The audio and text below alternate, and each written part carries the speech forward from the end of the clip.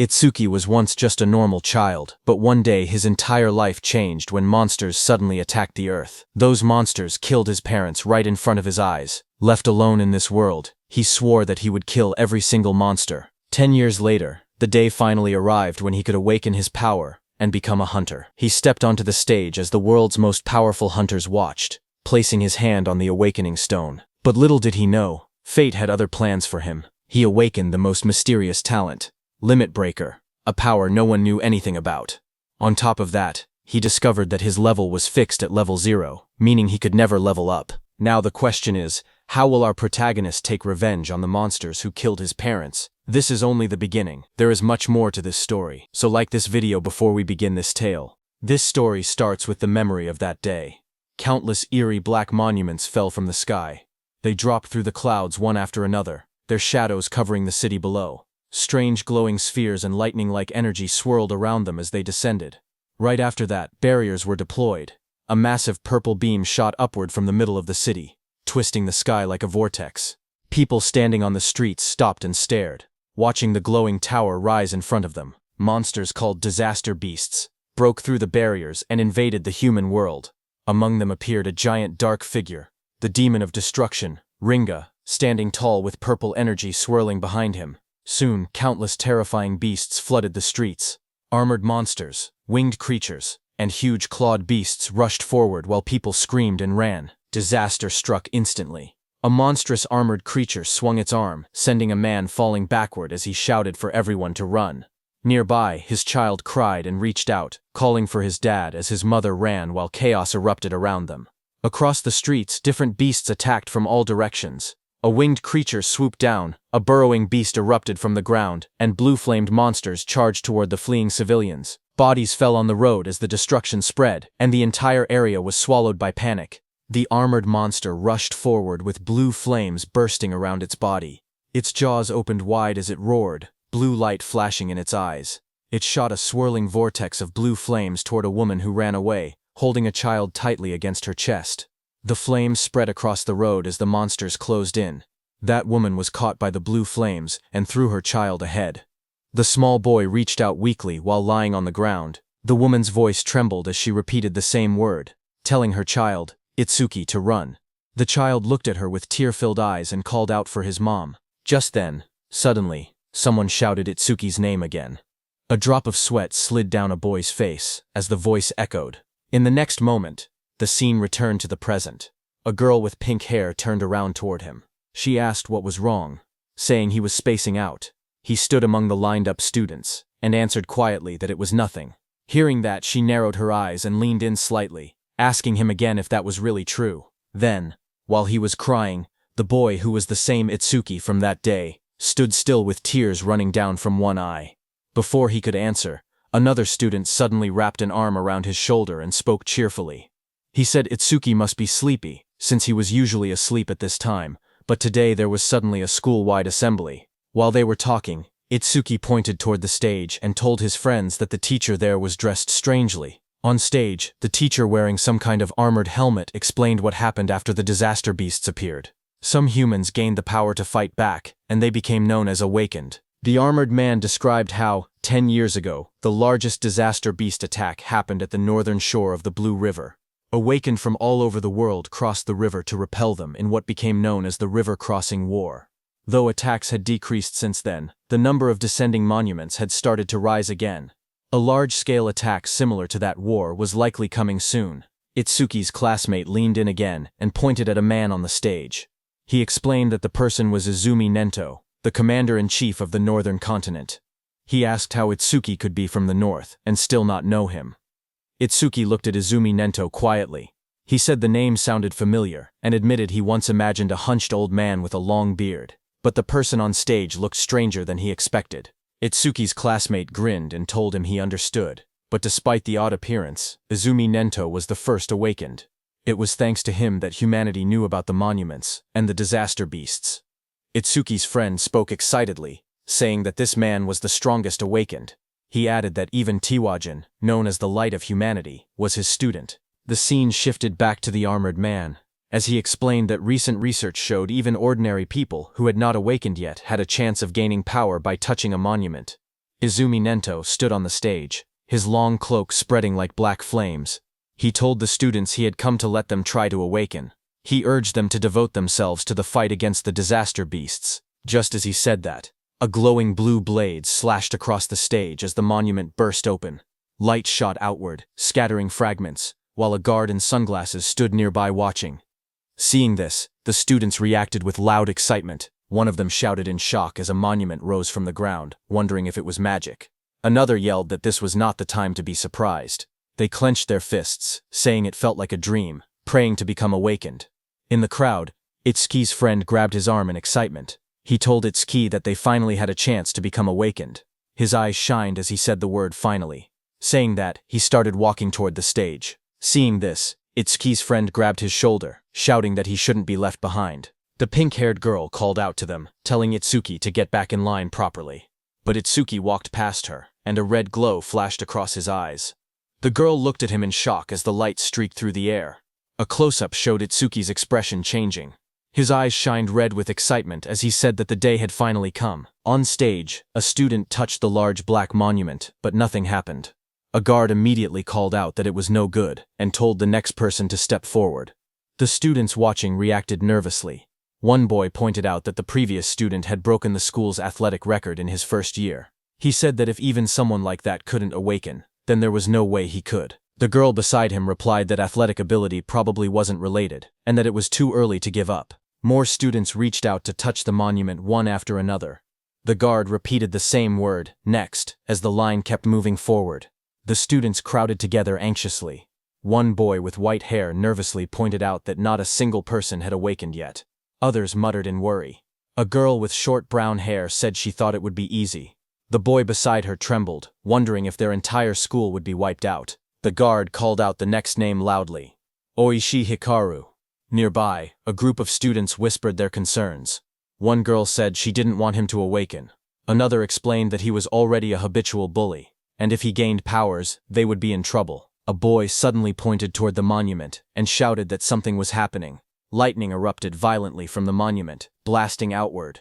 Oishi Hikaru's body was lifted off the ground as crackling blue electricity surrounded him. The sudden burst drew everyone's attention.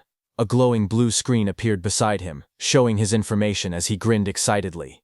He thought to himself that both Izumi Nento and the woman beside him would surely recognize him now. The screen displayed, Oishi Hikaru, Human, Level 0, Job Elementalist, Lightning Gift, Grade 2, Undisclosed, Status Attack 3, Agility 4, Defense 2, Magic 3, Total 12 stat points. Watching from beside the monument, the blue-haired woman spoke softly. She told her father that they finally had one. She explained that Level 0 stats usually totaled only 5, but this boy had reached 12. Her father, Izumi Nento, remained calm. The girl said it was still better than nothing. The school courtyard grew silent as Oishi Hikaru raised both arms triumphantly. Confetti sparkled around him while he grinned proudly. He muttered to himself, wondering if the old man Nento had anything to say to the first awakened student. But before he could boast further, someone grabbed his shoulder from behind. He turned sharply, surprised to see Itsuki stepping past him. Oishi spun toward Itsuki angrily, shouting at him. He demanded to know why Itsuki was touching him with dirty hands, yelling if he had a death wish. The watching students whispered among themselves. One girl asked who the boy was, noticing that he had cut the line. Another replied that it was Tenma Itsuki from Class 5. Someone else muttered that he was finished. Once Oishi targeted someone, it was over. From above, the blue-haired woman and Commander Nento observed quietly. The woman narrowed her eyes and said she sensed incredibly intense emotions coming from that student. Itsuki stood before the towering monument, placing his hand on the stone. His eyes glowed red as dark memories flashed through him. He muttered that he refused to forget his hatred for the disaster beasts. He had burned the events of that day deep into his mind. Commander Nento stared forward, as if sensing something unbelievable. Out on the awakening platform, a massive blue apparition rose behind Itsuki. The glowing figure towered over him, holding a sword and radiating overwhelming power. Itsuki stood calmly beneath it. As blue light filled the air, the monument erupted with energy. A sharp glowing structure formed above Itsuki, surrounded by swirling streams of light. The light expanded outward, wrapping around the entire area like a giant lotus blooming in the sky. The crowd below watched as the school grounds were covered in a glowing dome. Students stared upward, speechless. One boy pointed out that the pillar of light reached hundreds of meters into the sky. Another said it looked far more spectacular than Oshi's awakening. Two of Itsuki's classmates watched with excitement. Both of them smiled and cheered proudly, shouting that this was exactly what they expected from Itsuki. The blue-haired officer stared at the sky in shock. She said that this phenomenon only appeared when the rarest job, Order Breaker, was born. She placed a hand near her mouth, unable to hide her surprise. Even Commander Nento said he looked forward to seeing how capable the student would be. Seeing that, Oishi's expression twisted with frustration as he glared at the overwhelming light. Itsuki opened his eyes in confusion. Surrounded by shimmering blue energy, he wondered where he was and asked himself if he had awakened. Looking around, he found himself sitting cross-legged in the center of a massive glowing lotus made of light. Countless petals surrounded him, floating in a calm, otherworldly space. Suddenly, a blue system screen appeared before him. Itsuki stared at it in shock as it displayed Tenma Itsuki's stats. He was a human at level 0, which was fixed. His job was Order Breaker, Nirvana. His gift was Nirvana, a special grade. His level was fixed. His stats increased when acquiring skills. It removed all debuffs and fully healed injuries. Just then, another blue window appeared, showing his skill, Over Mimesis, which was Z rank. It analyzed enemy attacks and allowed the acquisition of counter skills. Then another screen showed Itsuki's stats. His were Attack 0, Agility 0, Defense 0, Magic 0, Total 0. Itsuki's face went pale as he stared at the results. His jaw dropped, and he exclaimed silently that everything was at 0. But then, two blue system windows appeared in front of Itsuki. The first announced that the Z-rank skill Over Mimesis had been acquired. The second stated that the special grade gift, Nirvana, had activated, increasing all of his stats by 200. Another screen displayed the changes. Attack went from 0 to 200. Agility went from 0 to 200. Defense went from 0 to 200. Seeing this, Itsuki's expression brightened. He looked at the glowing screen with excitement and said he understood. He realized that whenever he gained new skills through Over Mimesis, Nirvana would raise his stats.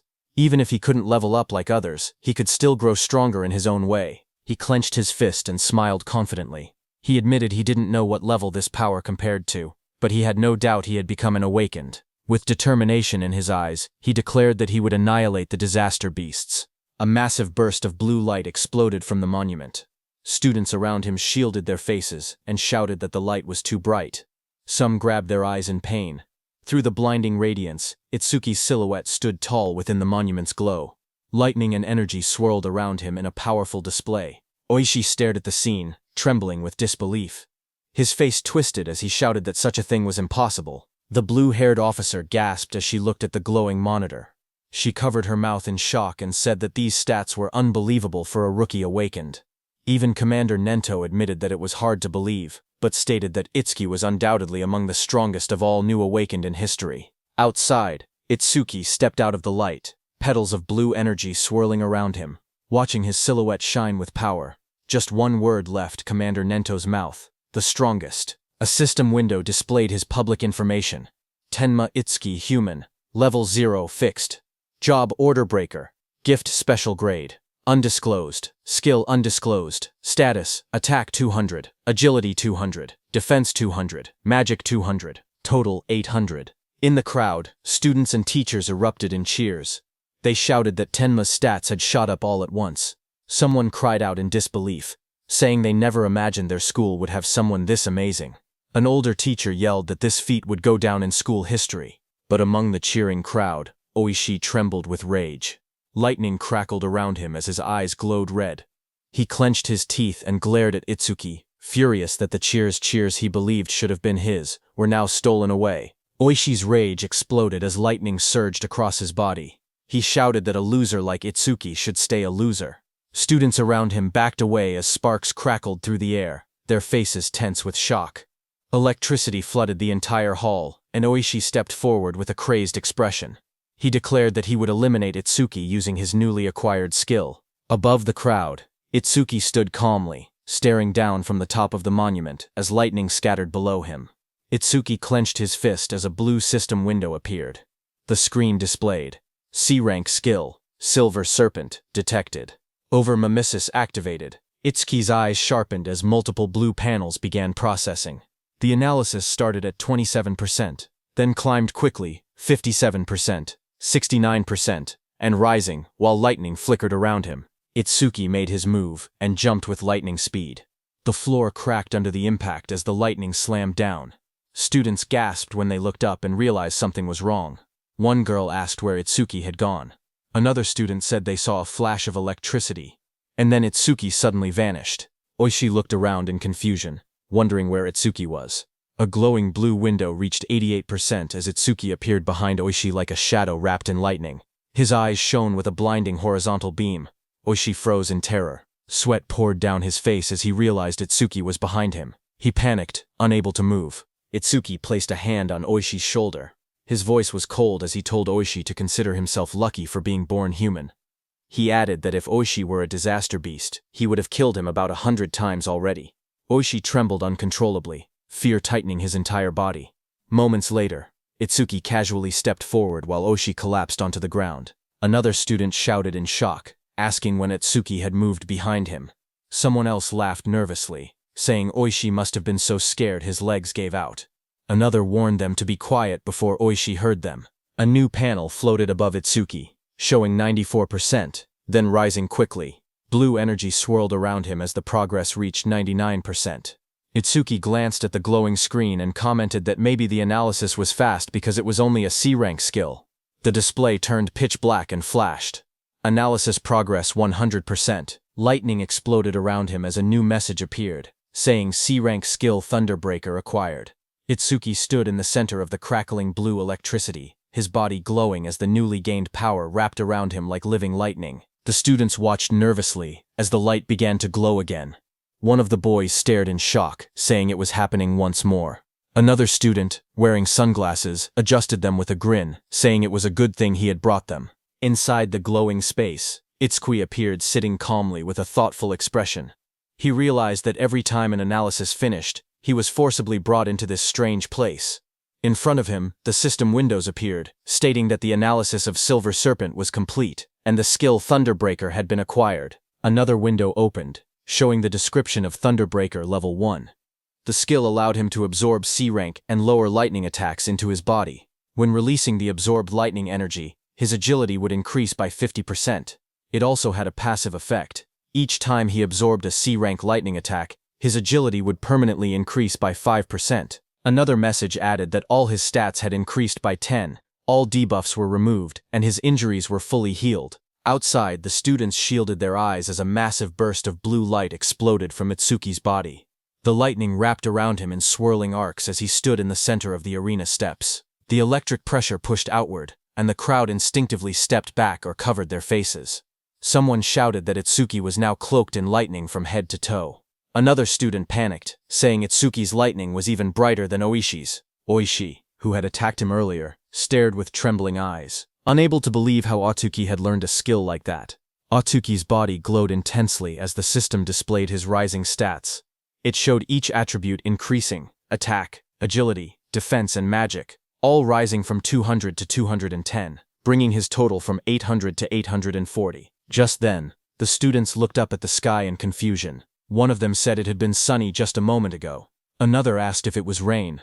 A third student lifted his hand, trying to feel the drops, when someone suddenly shouted that something was falling. A dark, coffin-shaped object wrapped in lightning descended from the stormy clouds. The rain poured harder as it crashed down toward the school grounds. The woman with blue hair and glasses saw it and shouted in shock, calling it a monument. She questioned why it had appeared here of all places. Commander Nento quickly announced that the school-wide assembly was cancelled, and ordered everyone to evacuate outside the school grounds, just like in their drills. He realized that there was no doubt the target was him. The woman turned to Commander Nento and told him that they should escape too, since combat wasn't their specialty. But Commander Nento beside her shook his head. He warned that if they ran, everyone else would panic. He pointed ahead, telling her to look, because the boy standing there was calmer than both of them. Ahead of them, lightning exploded around the descending object. Students ran in all directions, fleeing in fear. Only one boy, Itsuki, remained still in the middle of the field, bathed in a faint blue glow. From behind, the blue-haired woman shouted at him, demanding to know why he wasn't running. A massive dark pillar crashed down from the sky, shaking the ground as debris exploded outward. Rain poured heavily around it. Nearby, a group of students panicked. One boy shouted that disaster beasts were coming and urged Itsuki to escape, but Itsuki, with glowing red eyes, stood still. His voice was cold as he declared that he would exterminate every single one of them. His friends stared at him in shock. One of them yelled that he would die if he didn't run. Another insisted that since he had only just awakened, he couldn't possibly fight disaster beasts. They told him to leave everything to the other awakened, but Itsuki shook his head. He calmly told them to trust him. The pink-haired girl hesitated, worry written all over her face. Finally, she shouted that if he died, he shouldn't blame them. She grabbed the other guy's clothes and dragged him with her. The glasses-wearing boy asked her if it was really okay to let him go, reminding her that the enemy was a disaster beast, a walking weapon of mass murder. As the two ran off, Itsuki looked ahead with a crazed smile. His eye glowed bright red through the rain. He muttered that his first enemy after becoming an awakened was the one who killed his parents, and that it was lucky. Lightning curled around him as he stepped forward. A glowing panel appeared beside him, displaying the status of the creature before him. It was Skeleton Soldier 10369. Level 8. Gift. Grade 2. Defense increases by 100%. If the enemy's attack exceeds its own defense, the gift becomes invalid. Skill. Bonefire. B rank. Its stats were: Attack. 15. Agility 10. Defense 120 plus 120. Magic 30. Total 295. The skeleton soldier stood covered in blue flames as Itsuki faced it head-on. A surge of lightning wrapped around Itsuki's arms as he tightened his stance. His red eyes glowed sharply as he wondered if he should test the skill he had just acquired. In the next moment, he charged forward, electricity exploding around his body. Blue lightning trailed behind him as he rushed toward the flaming skeleton beast on the field. The two forces collided, sparks scattering through the rain. The skeletal beast swung its arms to punch, but Itsuki dodged. Then Itsuki swung his electrified fist with full force, shouting that he would not let anyone else die. His punch struck the creature's chest, and a violent burst of energy erupted. The impact sent the disaster beast flying across the field, smashing through the school building. The ground trembled as debris scattered in all directions. Students watching from afar stared in shock. One student said Itsuki's strength was too overwhelming, that maybe they didn't need to run anymore. A female student was stunned, seeing how the impact had blasted the monster away in a single hit. The blue-haired inspector stared at the ruined wall, stunned that a rookie who had just become awakened could send a level 8 disaster beast flying with only one blow.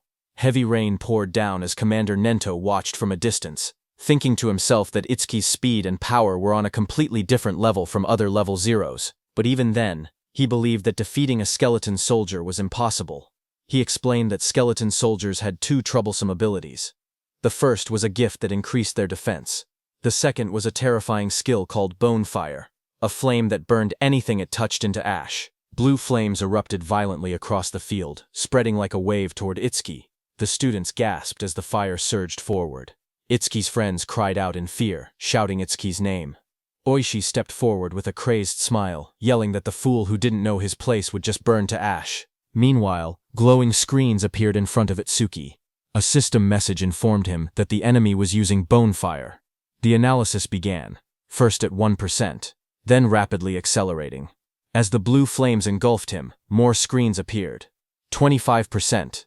Itsuki stood firmly inside the blazing Bonefire, surrounded by data streams. He calmly observed that the analysis speed increased whenever the enemy's skill struck him. The blue-haired instructor watched with widening eyes. She said that even a level 10 awakened wouldn't stand a chance if they took a direct hit. Blue flames continued to swallow the arena as Itsuki stood in the center, half of his body burned away and glowing like a skeleton. The blue-haired instructor's voice echoed through the flames, saying it would be tragic for a genius who had just appeared to be killed by a disaster beast before he could grow. System windows floated around Itsuki, showing 77% and 81%. Itsuki looked at his burning body and muttered that this was what it felt like when the body burned. He added softly that it must have hurt. A memory flickered through the flames. He saw his mother's face, half burned away. He realized that it hurt so much, but even in her last minutes, she smiled so as not to scare Itsuki. Commander Nento peered out with a sharp gaze, wondering if Itsuki hadn't used his full power yet. The blue fire swirled violently as the progress bar climbed. Itsuki's skeletal hand tightened, and he said that once the analysis was complete, the enemy was finished.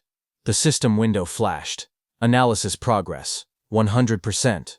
Outside the flames, the students whispered nervously. One asked if it had been too soon to hope for a rookie who had just become awakened. Another admitted he had been stupid to expect anything. But suddenly, someone pointed forward in shock. He shouted that the blue lotus flower had appeared again. He said Itsuki might show them another miracle. Blue light swirled around Itsuki as he stood inside the burning aura, wondering what kind of skill he would gain this time.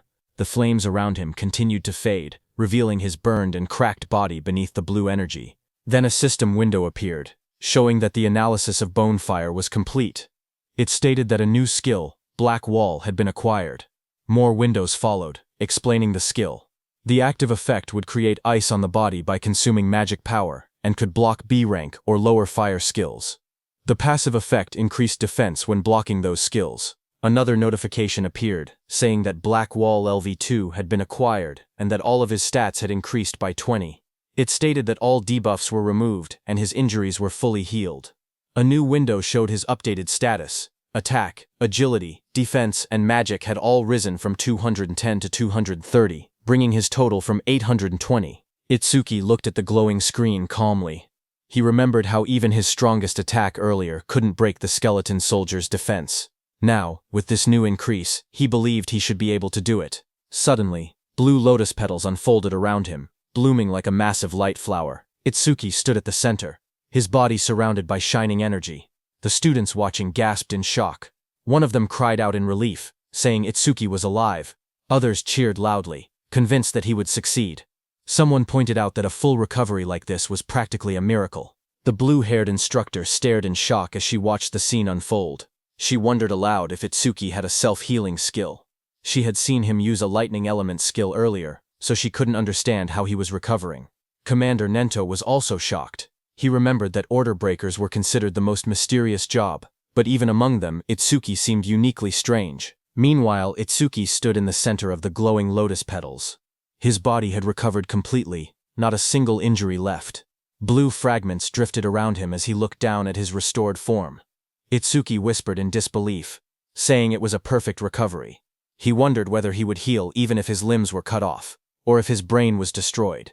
He admitted he was curious about the limits of his self-healing. Suddenly, the skeleton soldier roared, its armor burning with blue bone fire. The flames surged violently as the monster charged forward. Itsuki turned calmly, raising his arm as black spikes spread across his skin. The blue flames rushed toward him. His entire body became engulfed in the fire, but he stood unmoving within it. Moments later, his silhouette appeared again through the blaze. Thick layers of black spikes covered him completely, and his red eyes glowed coldly behind the cracked ice armor. Itsuki cracked through the air as he shot upward. The explosion of blue flames shook the area when he crashed down. Itsuki's armored body glowed with electricity as he readied another strike. The skeletal beast struck, but Itsuki moved again, instantly appearing behind the beast faster than anyone could follow. Itsuki then raised his arm, and it turned into a massive black spike sword, lightning running through it. Itsuki moved with lightning speed, and with a single slash, cut the skeletal beast in two with that sword. The students watching from afar were stunned. One of them said that Itsuki moved behind the disaster beast in an instant, as if he had teleported. Another said that only awakened people could track movements like that. Oishi was also stunned, saying she couldn't see Itsuki's movements at all. She compared it to what she had seen before. The blue-haired instructor questioned if someone like Itsuki could really be a rookie. On the other hand, as the dust settled, Itsuki stood alone. As the black spikes on his body disappeared, he kicked and destroyed the skeleton beast's head. He was stunned to realize that it not only generated solid armor to protect his body, but could also shape that armor into any kind of weapon he wanted. A divine skill that combined both offense and defense. Suddenly, someone shouted his name. Itsuki turned his head in surprise as his friend rushed toward him and wrapped him tightly in a relieved hug, saying he was glad Itsuki had won because he had been worried the entire time. Itsuki stayed still for a moment before asking about Saya. His friend pulled back and admitted that Saya had been watching earlier with a face that looked like she might cry, but now she was nowhere to be seen. Itsuki looked toward the crowd, wondering why she didn't come. He scanned the students in the distance, confusion growing. He quietly wondered if she might be angry. Not far away, the blue-haired instructor watched the aftermath of the fight. She spoke seriously, noting that for a boy to defeat a skeleton soldier, Something even a level 10 awakened would struggle against was unbelievable. Commander Nento called the blue-haired instructor Choa and told her to stay and assist with the cleanup. He also told her to deliver his message to the principal that he would be taking Itsuki with him. On the other hand, Itsuki's friend patted Itsuki's hand, saying there was no way Saya would be angry after he won. He guessed that Saya was probably scared of falling behind Itsuki, so she might have gone to touch the monument instead. Itsuki lowered his gaze slightly and murmured that he hoped that was the case. Just then, a voice called out to him, asking if he was Tenma Itsuki. Itsuki turned and noticed someone approaching. Commander Nento, wearing a long cape, stood before him. Itsuki looked up at him in silence. People watching from a distance began whispering among themselves. They saw that Izumi Nento, a famous figure, was talking directly to Itsuki. Some wondered if he intended to take Itsuki as a student. Others doubted it, saying the only person Commander Nento had ever accepted as a student was Tiwajin, humanity's strongest. They insisted that no matter how strong Itsuki seemed, something like that wouldn't happen.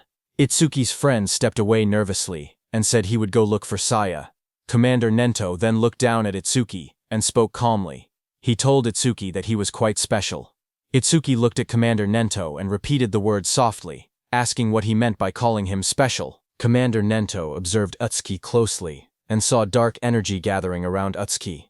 He told Utsuki that his heart seemed filled with anger and hatred. Utsuki stood in the darkness, a glowing light shining across his eyes. Commander Nento then stepped forward and said that he wanted to know the reason behind that hatred. Itsuki finally spoke, explaining that 10 years ago, his parents were killed by disaster beasts while trying to protect him.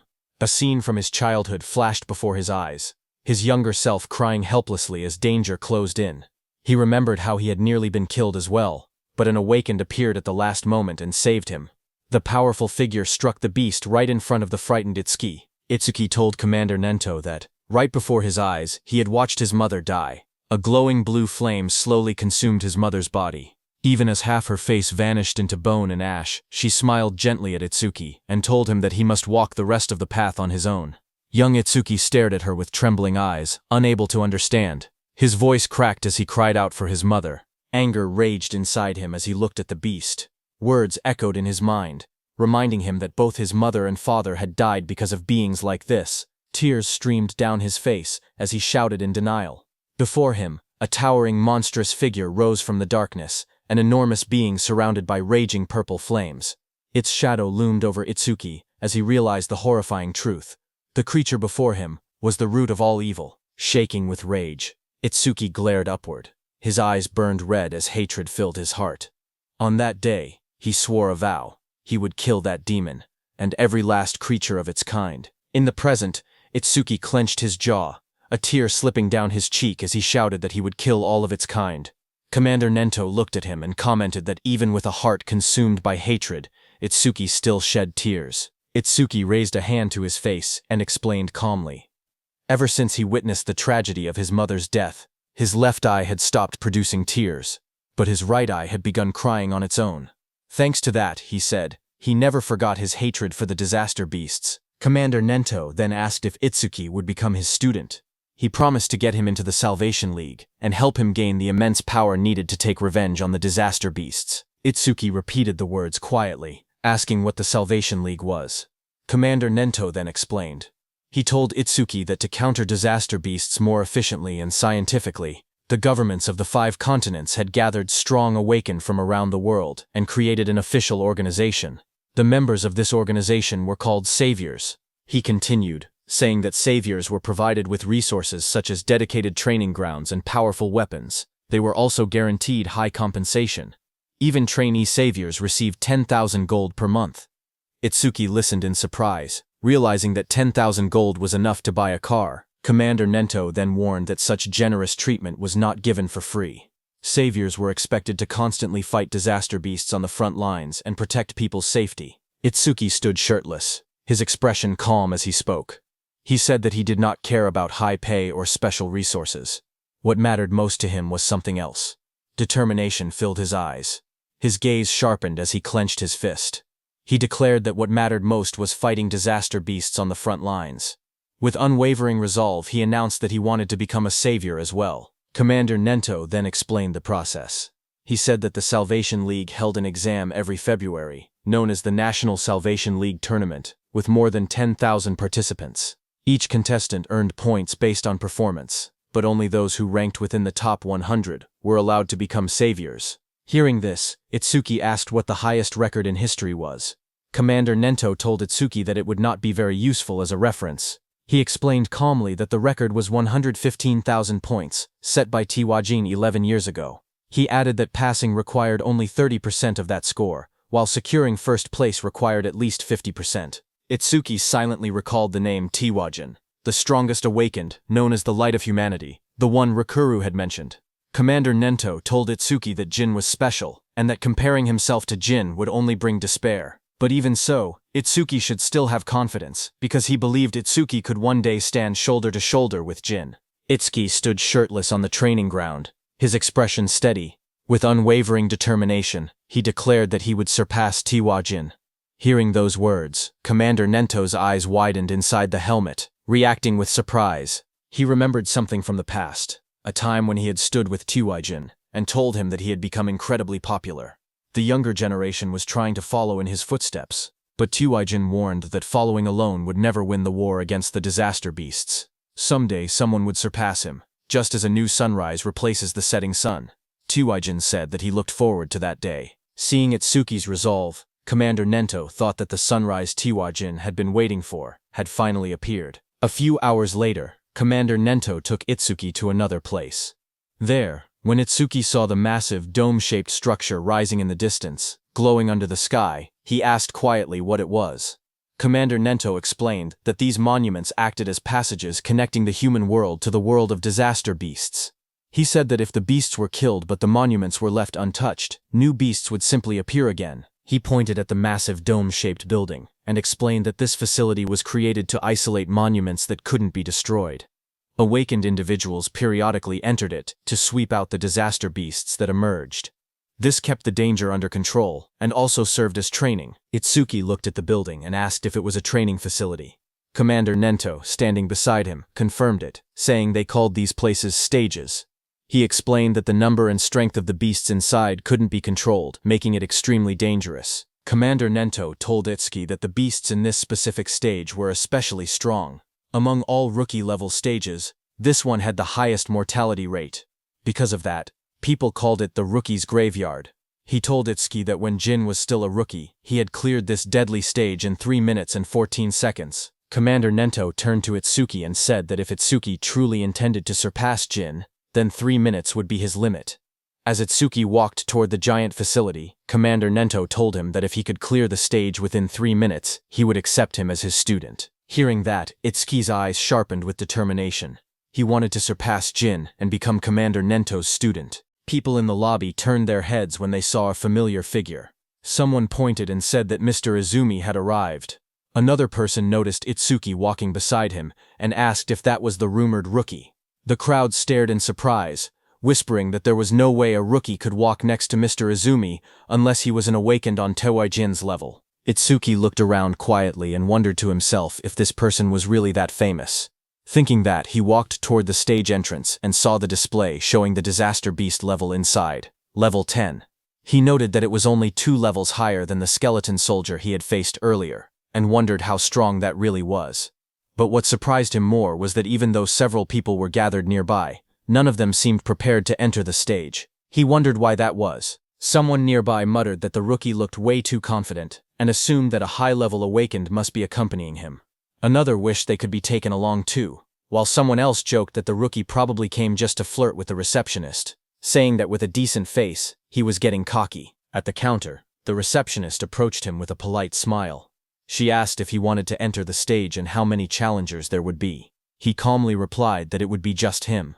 Hearing that, the area fell silent as the receptionist stared at him across the counter. Suddenly, she leaned forward and yelled angrily. She told him not to make unfunny jokes and asked if he was messing around. She warned him that if he was just there to hit on her, it was pointless. She explained that even if the place was an artificial stage, it was still dangerous. People could get hurt or even die. Itsuki stared at her in confusion, wondering what she was even talking about. Behind them, several people watching from afar started laughing. They joked that he really was there to hit on her. Some said that there were always people who treated the stages like dating spots, and those people usually got scolded and went home. Itsuki looked at the receptionist calmly and explained the misunderstanding. He told her he had absolutely no interest in her. He said he only came to challenge the stage, nothing more. But the receptionist sighed and rubbed her forehead. She told him he didn't have to act tough just because he was embarrassed. She even said she would give him her contact information so he should just go home. But Itsuki's expression darkened. A shadow fell over his face. He told her not to make him repeat himself. He didn't care about her contact information at all. He only wanted her to let him enter the stage. Hearing that, the receptionist reluctantly agreed, and told him not to blame her if he died. She held out a metal bracelet with a nervous expression, clearly shaken. Seeing that, Itsuki muttered that she should have just given permission from the beginning, instead of making him repeat himself. The people watching from behind whispered among themselves. One man called Itsuki an idiot, saying he could have gotten her contact information but chose to act tough instead. Another pointed out that a level 0 rookie challenging a level 10 stage was basically suicide. They guessed he would run out in less than a minute. Someone else noticed how confident he looked and wondered if he might succeed since he also had a special grade gift. But another person reminded everyone that for awakened people, gifts were just bonuses. The most important thing was level. No matter how special the gift was, it meant nothing if the level was low. On the other hand, standing in front of the gate, Itsuki checked his bracelet. He said that his personal information was registered on it, so scanning it would let him enter. A glowing screen appeared above his hand, confirming, "Entry by awakened Tenma Itsuki has been approved." Itsuki stretched his hands forward and took a breath. He reminded himself that the promise was within 3 minutes. Then he said it was time to begin. A bright digital timer appeared, showing 001 in green numbers. And just as the gate opened, Itsuki moved with explosive speed. Red energy surrounded his body as he dashed forward, his eyes glowing sharply. He looked around and noticed the vast area. He thought that the interior space was much bigger than he expected. As he ran across the grassy field toward a tall black tower, he told himself that it was his first time entering a stage, even if it was an artificial one. Suddenly, Itsuki noticed a creature rush in, and said that it was coming. That creature jumped toward him. It was a wooden monster from the Kodama tribe. A blue window appeared beside it, showing its information. Kodama Num 1307. From Kodama tribe. Level 4. Gift none. Attack 49, Agility 48, Defense 53, Magic 24, Total 174. Seeing it coming, black spikes formed on Itsuki's hand. In the next moment, he slashed downward with overwhelming force. A sharp strike of energy cut through the target as he launched his attack. Itsuki stood calmly with the massive black spike axe hand. He smiled and remarked that an axe was always the best tool for trees. He then asked the remaining monsters how it felt to see their comrade cut in half. Dozens of Kodama creatures rushed at him. He stood tall and called them rotten trees. Outside, Choha spoke to her father, Commander Nento. She asked why, out of so many rookie stages, he had made the newcomer enter this one specifically. Commander Nento answered that Utsuki claimed he would surpass Jin, so he simply brought him to the same stage Jin first challenged. Hearing that, Choha frowned and said that surpassing Jin was impossible unless someone stepped outside the bounds of humanity. Hearing that, Commander Nento asked Choha if she believed Jin had already transcended humanity. Choha recalled the time she met Jin for the first time. She had once thought Jin was kind and approachable. Then she saw Jin instantly kill a level 97 disaster beast. She recalled that Jin's eyes during that fight were different. She remembered those eyes clearly. Cold, solitary, and transcendent. She felt that they didn't seem human at all. She described Jin's gaze, saying his eyes were like the eyes of a god. Hearing that, Commander Nento told Choha that Itsuki also had potential comparable to Jin. But at the moment, he was nothing more than an unpolished gemstone. He added that if Jin could be compared to a godlike existence who saved people, then Itsuki was the opposite. A demon consumed by hatred. Meanwhile, on the battlefield, Itsuki stood among the fallen wooden beasts. He stated that Overmamizus wouldn't even activate against disaster beasts of this level. Just then, a dark silhouette appeared behind him, its eyes glowing red. His own eye glowed the same way as the shadow towered over him. In the next moment, his body moved at extreme speed, cutting through the enemies with a sharp motion. Itsuki stood before the fallen creature and looked down calmly. He asked if that was the end. He examined the broken body, and wondered if level 10 disaster beasts were only this strong. But then he thought that if that were true, this place wouldn't be called the Rookie's Graveyard. There had to be something else. Just then, a blue system window appeared before him. It displayed B-rank skill, self-regeneration detected. Over-mimesis activated. Another window followed. Analysis started. Then a second one. Analysis progress 5%. Itsuki turned as a sudden sound caught his attention. His expression shifted slightly. That level 10 disaster beast rose again behind him, its entire form twisting upward with glowing green eyes. Its long vine-like limbs burst outward and lunged at him. Itsuki braced himself, thinking in surprise that he had cut off half its head, yet it had regenerated. The moment the towering monster regenerated, Itsuki narrowed his eyes and muttered that he knew things wouldn't be straightforward. A glowing blue system window appeared in front of him, revealing the creature's details. It identified the monster as regenerated Kodama Sum 520 of the Kodama tribe, a level 10 beast with a grade 2 gift. Its defense had dropped by 50%, but its self-healing ability had greatly increased. Another blue window listed its stats clearly. Attack, 110, Agility 100, Defense 60, Magic 180, total 450. As the creature's roots and branches whipped wildly, Itsuki tightened his fist. A system alert flashed. Black wall activated. The next second, his hand was covered by black spikes cutting through the roots. Itsuki jumped at the monster. While dodging the monster's attacks, he quickly analyzed the situation. He realized the beast couldn't regenerate if he damaged it fast enough. He told himself that he had to deal massive damage in a short amount of time. The analysis window appeared beside him. Itsuki smashed forward with his armored arm, splitting through the Kodama's defenses as sparks and debris burst around them. His eyes glowed red as he moved like a shadow, slicing through the forest of wooden limbs. Each step sent shockwaves across the ground, and each strike pushed the progress window higher.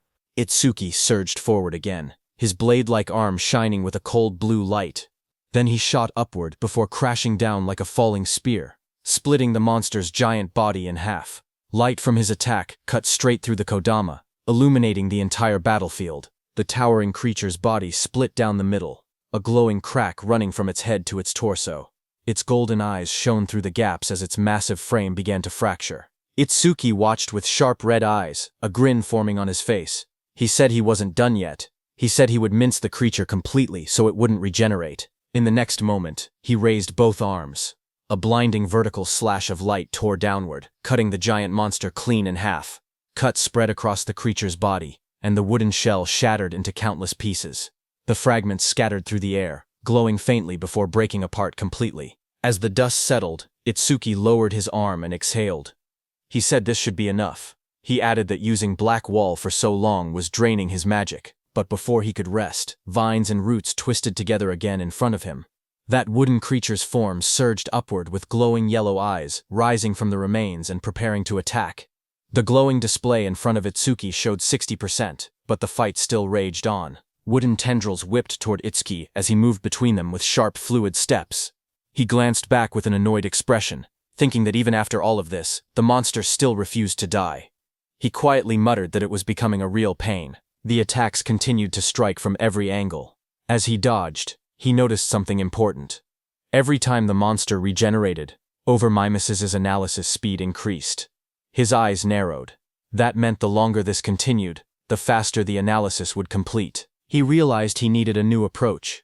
He decided to cancel Black Wall to conserve his remaining magic, and instead rely on Thunderbreaker to avoid the attacks while keeping his distance.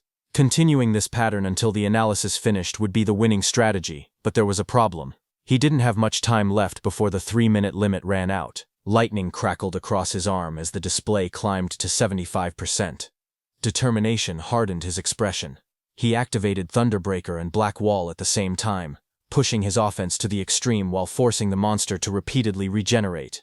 Doing so, he thought, would increase the analysis speed even further. Power surged around him, arcs of lightning dancing across his arm as he charged forward with a cold, focused expression. The creature's wooden body split down the middle, its golden eyes glowing through the cracks. Electric sparks flashed violently as he fought. If Over-Mimes failed when his magic hit 0, he knew he would die right there. The percentage rose to 80%, then 85%, as he forced his body forward through the storm of wooden strikes. He told himself that if he died now, then everything he'd done would amount to nothing. Lightning gathered in his arm as he unleashed another powerful strike. But right before hitting the monster's head, his magic power hit 0. Finally, his body staggered. Blood dripped from his mouth. He lowered his head and quietly muttered, "Damn it." Itsuki stood pierced by sharp wooden spikes, his body battered and barely holding on. He lowered his head as white steam drifted off his wounds. He quietly admitted that his magic seemed to have finally run out. Then a glowing window appeared beside him, showing 99%. Seeing that, Itsuki's expression sharpened. Blood streamed down his chin as his eyes glowed coldly. He declared that, just as he thought, Over-mimesis did not need magic to activate. With a strained smile, he announced that this match was his win. The window in front of him then showed. Analysis progress, 100%. A bright lotus-shaped energy began expanding around him, glowing blue and cracking the wooden spikes. A system window appeared, saying self-regeneration analysis complete. Lotus burst acquired. The lotus continued to bloom outward, pushing everything away as more spikes shattered. Another window displayed the details. Lotus burst, LV2. Active effect consumes magic to deal explosive damage to enemies within a 5-meter diameter. Power scales with magic consumption. Passive effect. Each time Lotus Burst defeats a living creature of level 1 or higher, all skill ranges increase by +1%. The Lotus opened fully. A pink glow surrounded Itsuki as his wounds rapidly healed. Another window appeared. Lotus Burst, LV2, acquired. All stats +20. Remove all debuffs and fully heal injuries. The monster watching him narrowed its glowing yellow eyes. A final window appeared. Lotus Burst activated. Itsuki brought his hands together and clapped. A burst of force erupted instantly, followed by a roaring explosion of flames that engulfed everything in front of him. A blazing wave swept outward, and the monster's shadow shot through the smoke and sparks. When the flames settled, he stood there with blood running down his cheek, his hands still extended from the technique he had just used. With a calm breath, he looked ahead and said that Lotus Burst wasn't bad. Smoke rose around the scorched crater at Itsuki's feet as he examined the destruction. He noted that using only a third of his magic produced this much power, and sweeping away weak disaster beasts would now be far easier. But he admitted he never expected Over-mimesis to restore magic that had already reached 0. As he stepped forward, something on the ground caught his attention. He stopped, staring at a glowing green crystal beside him, and quietly asked what it was. Meanwhile, outside, the receptionist stared anxiously at the bright red screen. She said that almost 3 minutes had passed since the rookie Itsuki went inside, yet there was still no sign of him coming out. She pointed at the display, where the status window showed. Challenge in progress. Stage level 10. Challenger Tenma. Itsuki. Time used 2 minutes 09 seconds. Seeing this, she nervously added that they should call the rescue team quickly. Choa adjusted her glasses and spoke calmly. She said she didn't think Itsuki would lose to level 10 disaster beasts, but clearing the stage within 3 minutes seemed impossible. Her sentence trailed off as silence fell between them. But suddenly, a new message appeared on the large screen, saying new record achieved. Seeing that, everyone in the hall froze. Shocked whispers spread through the crowd. One woman stepped forward, staring at the green screen in disbelief, whispering, "No way." Choha widened her eyes. She asked aloud how Itsuki managed to clear it, unable to believe what she was seeing, and the most shocking thing was that even 3 minutes hadn't passed. A final notification flashed brightly on the monitor. Challenge success. Stage level 10. Challenger Tenma Itsuki. Time used 2 minutes 14 seconds. Stage clear record updated. The room fell silent as everyone stared at the unbelievable result. The leaderboard screen displayed the results. It showed first place belonging to Tenma Itsuki, with a clear time of 2 minutes 14 seconds.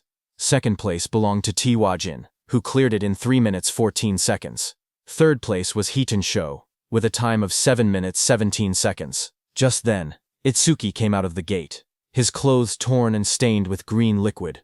Around him, people reacted in shock.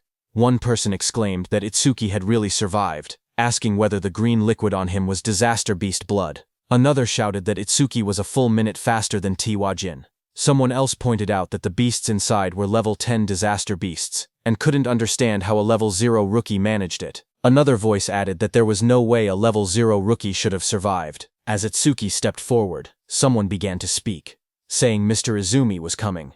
Izumi Nento turned toward Itsuki, who asked him if he could now officially receive Commander Nento's guidance. Itsuki looked at him with a faint smile, and addressed him as teacher. Commander Nento responded with pride, saying that Itsuki had done well, just as he expected from his student. Standing nearby, Choha watched quietly. She wondered if her father was happy, saying she hadn't seen this expression from him in a long time. In the crowd, people continued whispering. One person shouted in disbelief that Itsuki was actually Izumi Nento's student. Another said it was no wonder he could break Tiwajin's record. But someone else added that even if he truly was Izumi's student, as long as his level didn't increase, there would be no room for growth. Just then, the receptionist came forward nervously with a decorated box in her hands. She explained that it was a gift for breaking the record, and asked Itsuki to accept it. Her expression softened as she apologized for the rude things she had said earlier. Itsuki looked surprised as he received the box, asking if he truly got something for his achievement.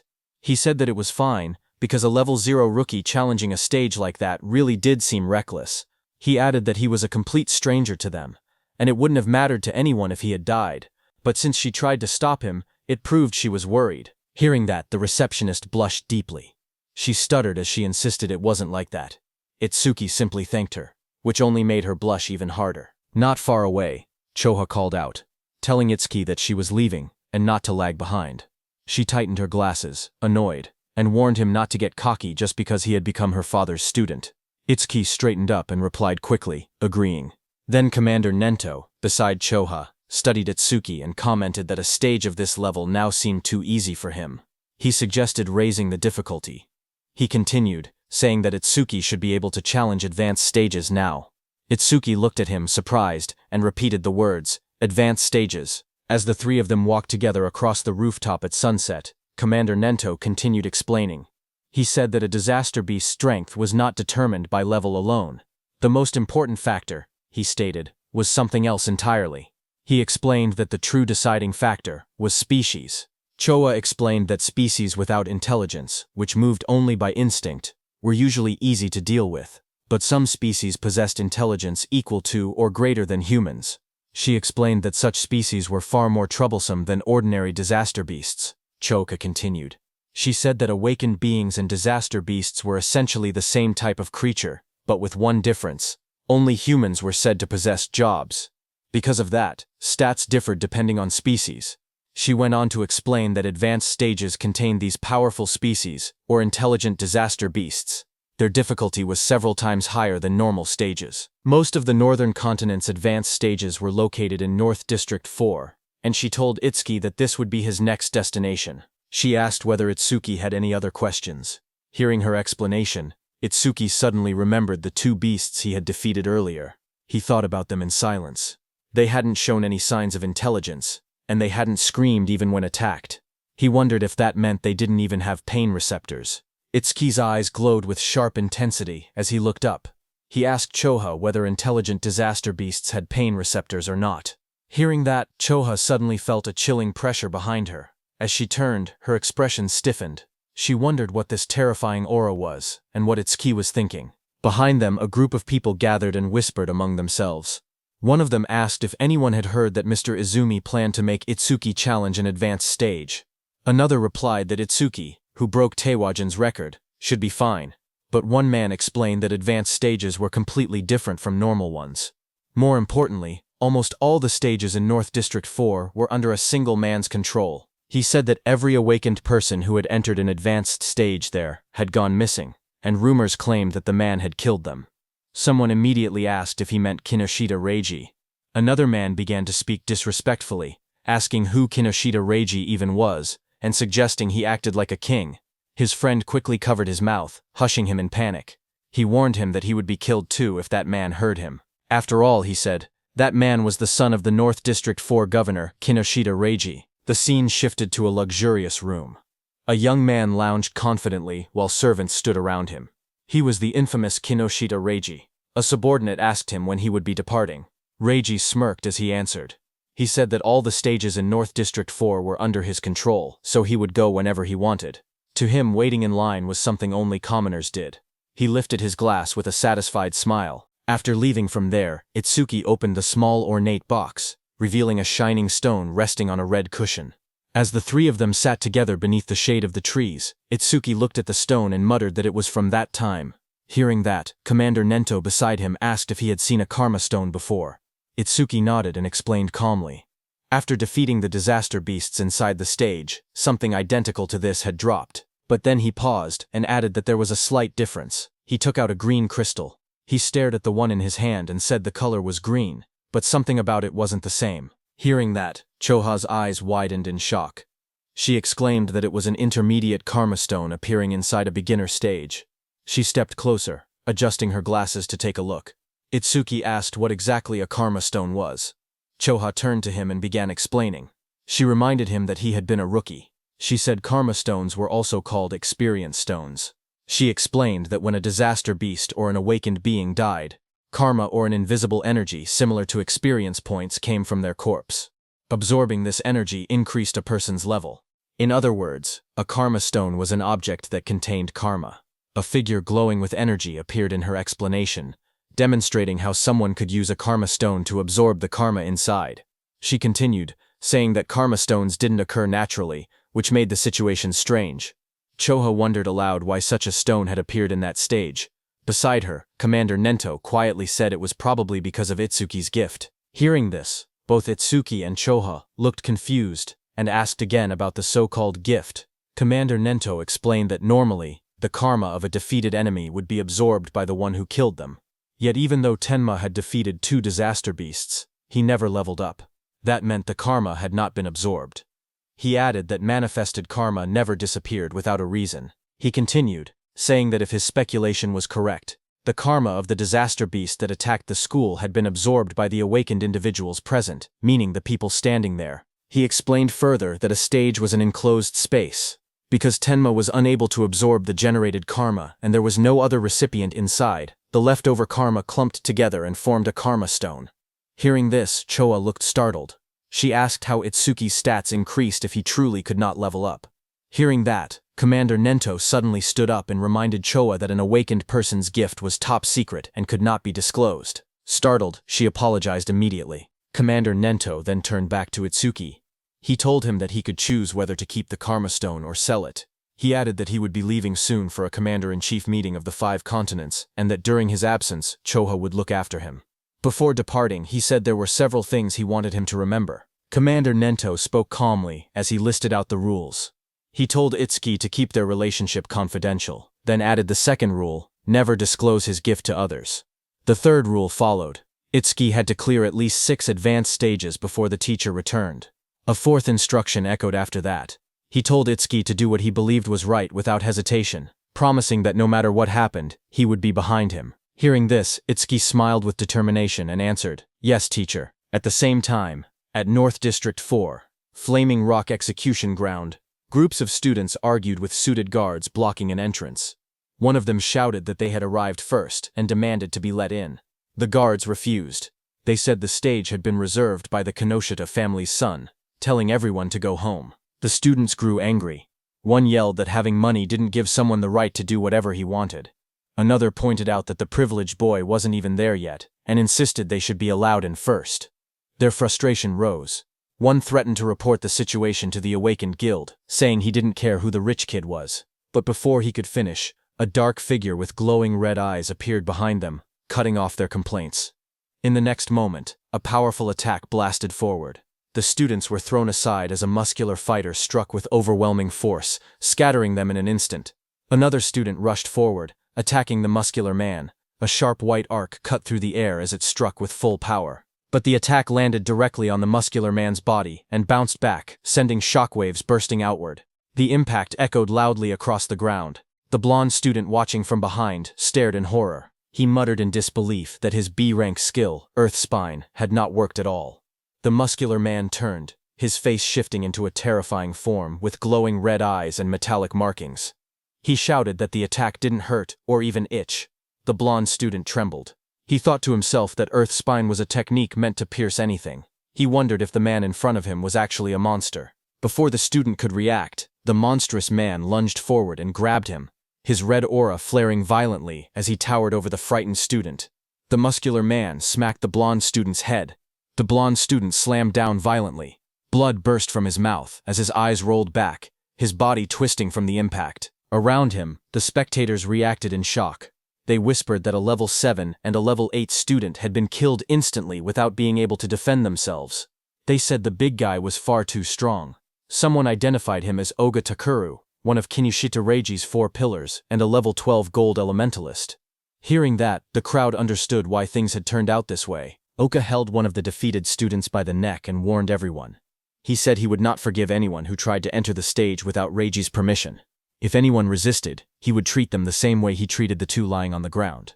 The other students watched nervously as Takuru lifted the struggling blonde student off the floor. The blue-haired student remained unconscious beside him. Oga shouted that nobody should think about helping them. The group of bodyguards in suits stood nearby, laughing. One of them told Oga not to go too far because the trash was watching. Another warned that if he kept beating weak students, the teacher would hear about it. Their laughter echoed through the area. Oga only scoffed. He tossed the blonde student aside with a flick of his arm, showing no concern at all. The injured blonde student collapsed forward, but before he could hit the ground, Itsuki caught him. Blood dripped from the student's nose as his body went limp in Itsuki's hands. Around them, the other students whispered in shock. One of them asked who the newcomer was and wondered why he didn't listen when they told him not to interfere. Another panicked voice said that a level 0 person was definitely going to die.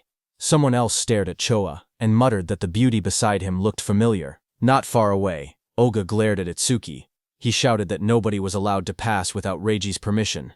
He warned that if Itsuki didn't want to end up like the unconscious student, he should just go home quietly. Hearing that, Itsuki lowered his head slightly. He calmly said that he understood. He wouldn't be able to enter the stage unless he defeated this man. Beside him, Choa raised her hand, saying she would contact the North District 4 administrator because this kind of behavior couldn't be allowed. But Itsuki stopped her. His eyes glowed bright blue as he said it wasn't necessary. He repeated what his teacher had told him, that he should do what he believed was right without hesitation. He then turned to Choha again and spoke plainly. He said he would leave the treatment of the injured students to her. Then he turned to Oga. As Itsuki stepped forward, a thought appeared in Oga's mind as he stared at him. He wondered who this man was. A status window floated beside Itsuki, showing his information. Tenmatsuki, human, level 0, fixed, job, order breaker, gift, special grade, skill, undisclosed, status, undisclosed. Seeing this, even though Itsuki was level 0, he stood firmly without any fear. Oga wondered if Itsuki had a rare job that allowed him to stay calm like this. Oga suddenly felt something strange. Even with his higher level, he felt pressured. He told himself that rare job or not, he was 12 levels ahead.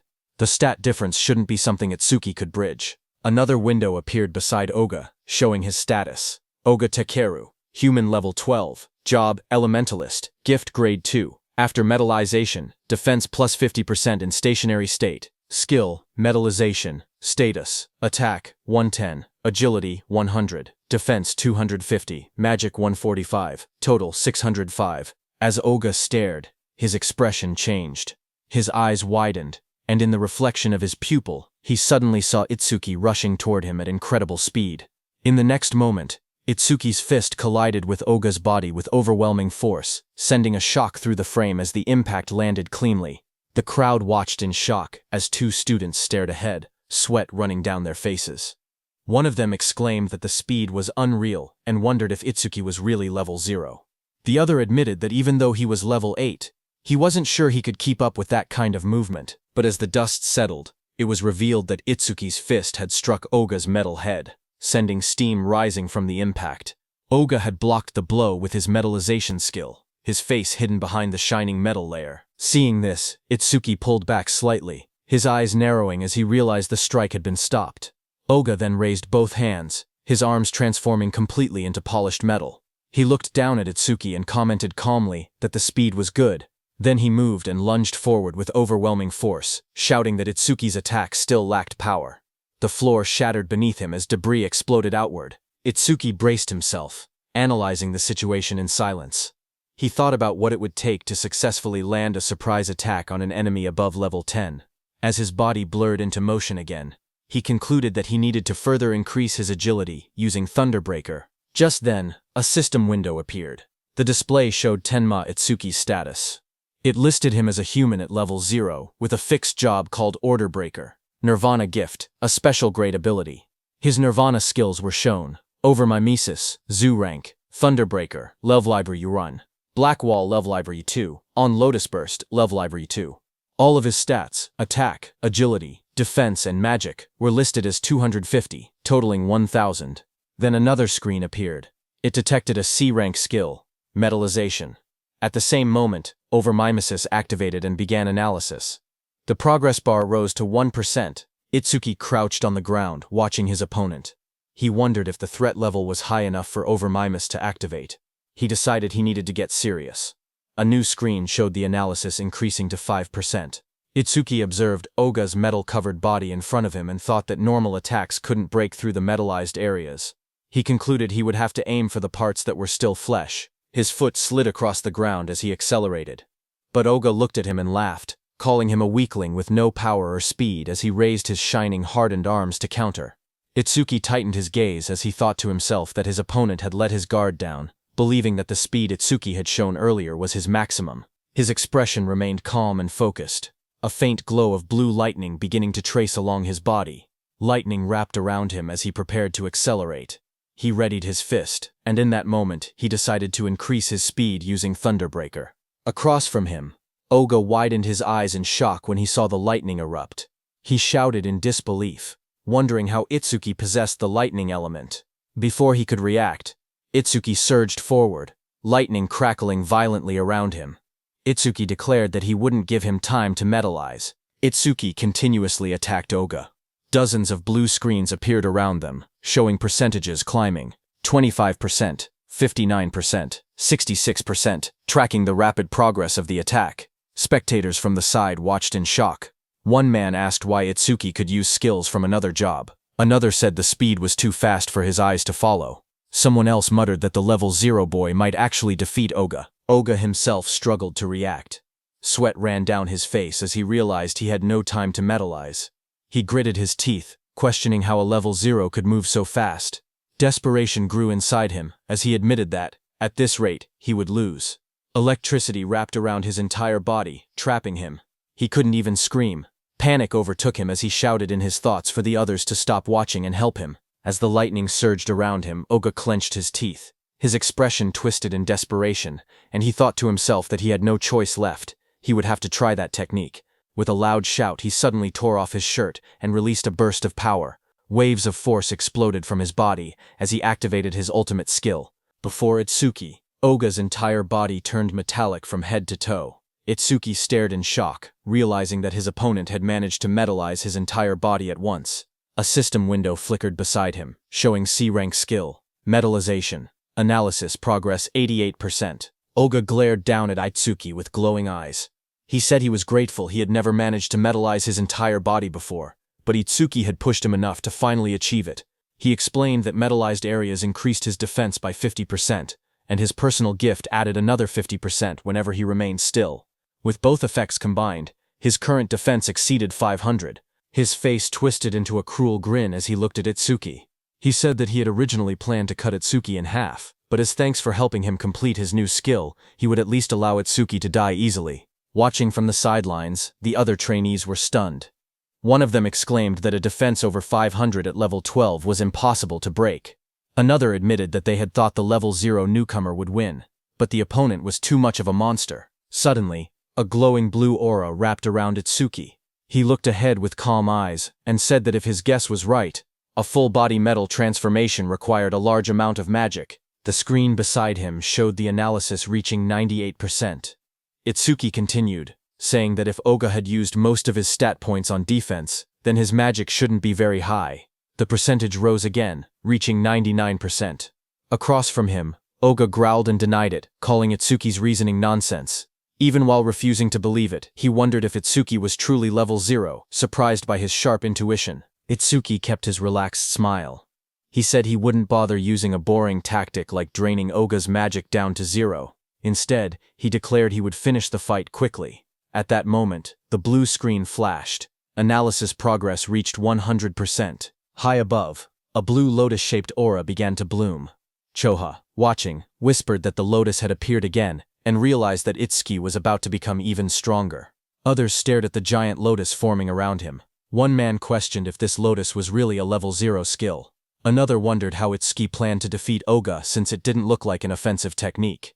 A notification window appeared. The analysis of the metallization skill was complete, and a new skill called Clear Orb had been acquired. Another window described the skill, Clear Orb Level 1. Active effect. It shoots a perfect sphere along a fixed path.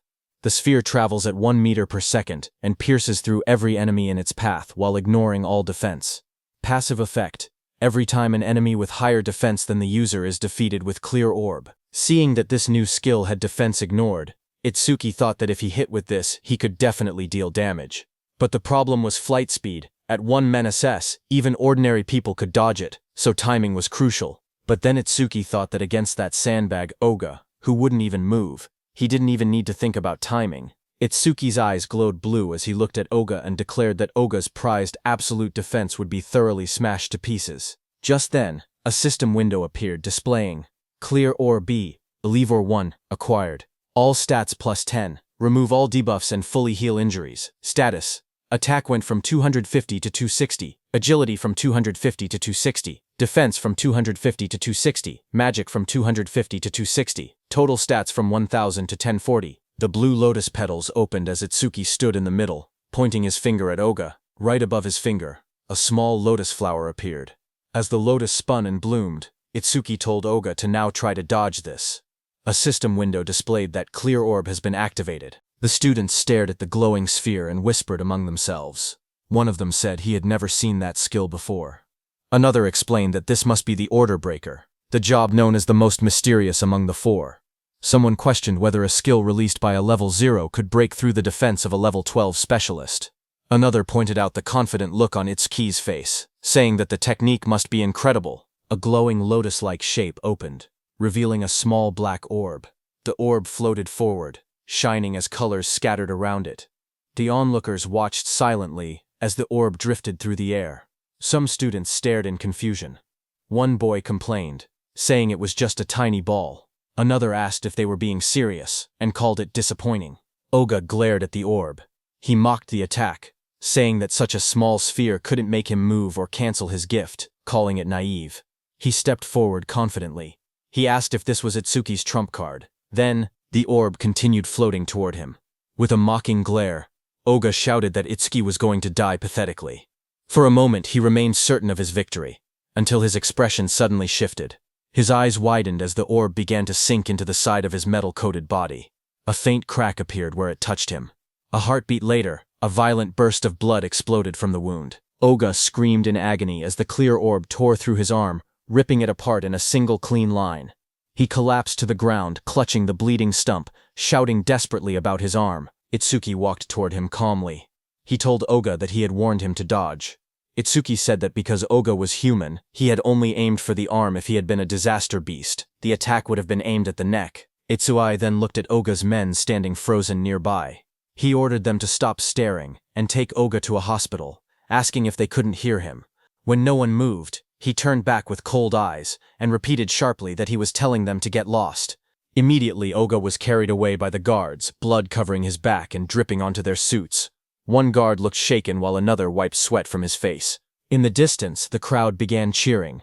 Choha smiled proudly as the students around her celebrated. Someone shouted that Itsuki won. Another yelled, "Well done," and others said it served Oga right. Immediately, 2 students rushed up to Itsuki. One asked if he wanted to team up with them, saying 3 people could clear the mission quickly. The other quickly insisted he should join their team instead, explaining that with only 2 members he would get more experience points. They argued again, asking if he planned to challenge the Flaming Rock execution ground with 3 people. They warned that all the disaster beasts inside had defense equal to Oga's. One of them added that their team had a healer, who could restore his magic and let him fire the orbs endlessly. Itsuki looked ahead calmly. He thought that beasts with defense equal to Oga's were perfect. He reminded himself that Clear Orb's flight speed increased each time he defeated an enemy with higher defense. He decided he would increase the orb's speed inside that stage. The 2 boys leaned forward eagerly, asking Itsuki to let them know which team he would choose. Itsuki lowered his gaze and spoke quietly. He said he was going alone. Around him, the others reacted in shock. One person shouted in disbelief that he was challenging a level 15 advanced stage by himself. Another complained that he had become overconfident just because he defeated Oga. Those 2 students walked away. One of them admitted that Itsuki was strong, but insisted there was a limit to arrogance. The other added that they must not meet his standards, and suggested they look for someone else instead. Choha stepped forward and spoke calmly. She explained that all the disaster beasts in this place had defenses similar to Oga's. She said she understood he had a way to defeat them, but questioned whether his magic would last long enough. Itsuki turned toward her with a small, confident smile and told her not to worry, he would be fine. Hearing that, Choa's face immediately reddened. She replied sharply that she wasn't worried. She said she only asked because her father would blame her if he died. Then she turned away, saying she would go treat the injured and that he could do as he pleased. Before she left, she adjusted her glasses and added one more warning. She explained that the Stone Tribe had no intelligence, but they moved in groups. She told him to be careful about his magic consumption. Itsuki stepped toward the glowing entrance device and raised his hand. A soft beep echoed through the air as the system confirmed him. A notification projected beside the door, stating that entry for the awakened Tenma Itsuki had been approved. Once inside, Itsuki looked ahead with sharp eyes. He muttered that there were more enemies than he had expected. Right in front of him, countless stone beasts filled the rocky canyon, their bodies made of thick boulders and glowing yellow eyes. The ground cracked under their weight as they charged. Itzquant watched them and noted that the disaster beasts in this advanced stage had levels and stats far higher than before. A blue system window appeared in front of him, showing the information of a stone statue from the Stone Tribe, level 9, with its gift converting all magic power into defense. As one of the stone beasts rushed toward him, Itsuki held out his glowing purple orb. He spoke calmly, saying he would test whether these enemies met the clear orb's passive conditions. The purple aura around the orb burst outward as he activated it. The clear orb shone brightly, its power swirling in layers of violet and blue light. The stone beast charged forward, its massive body bursting through the dust as Itsuki raised his hand. The purple orb floated above his palm, swirling with bright light as he aimed it at the incoming monster. The orb shot out instantly, tearing straight through the beast's rocky body. A large hole opened behind it, and Itsuki stepped through the fading purple glow as the system window appeared. The screen displayed the message, Stone Statue, Level 9 defeated. Another line followed, Clear Orb, flight speed increased by 100%. Itsuki watched the notification and nodded. He thought to himself that it was exactly as he expected. More stone beasts roared as they appeared in front of him, their yellow eyes shining from within the broken cliffside. Itsuki stood calmly among them, the purple light reflecting across his silhouette. Lightning began crackling around Itsuki's body, and his eyes glowed red.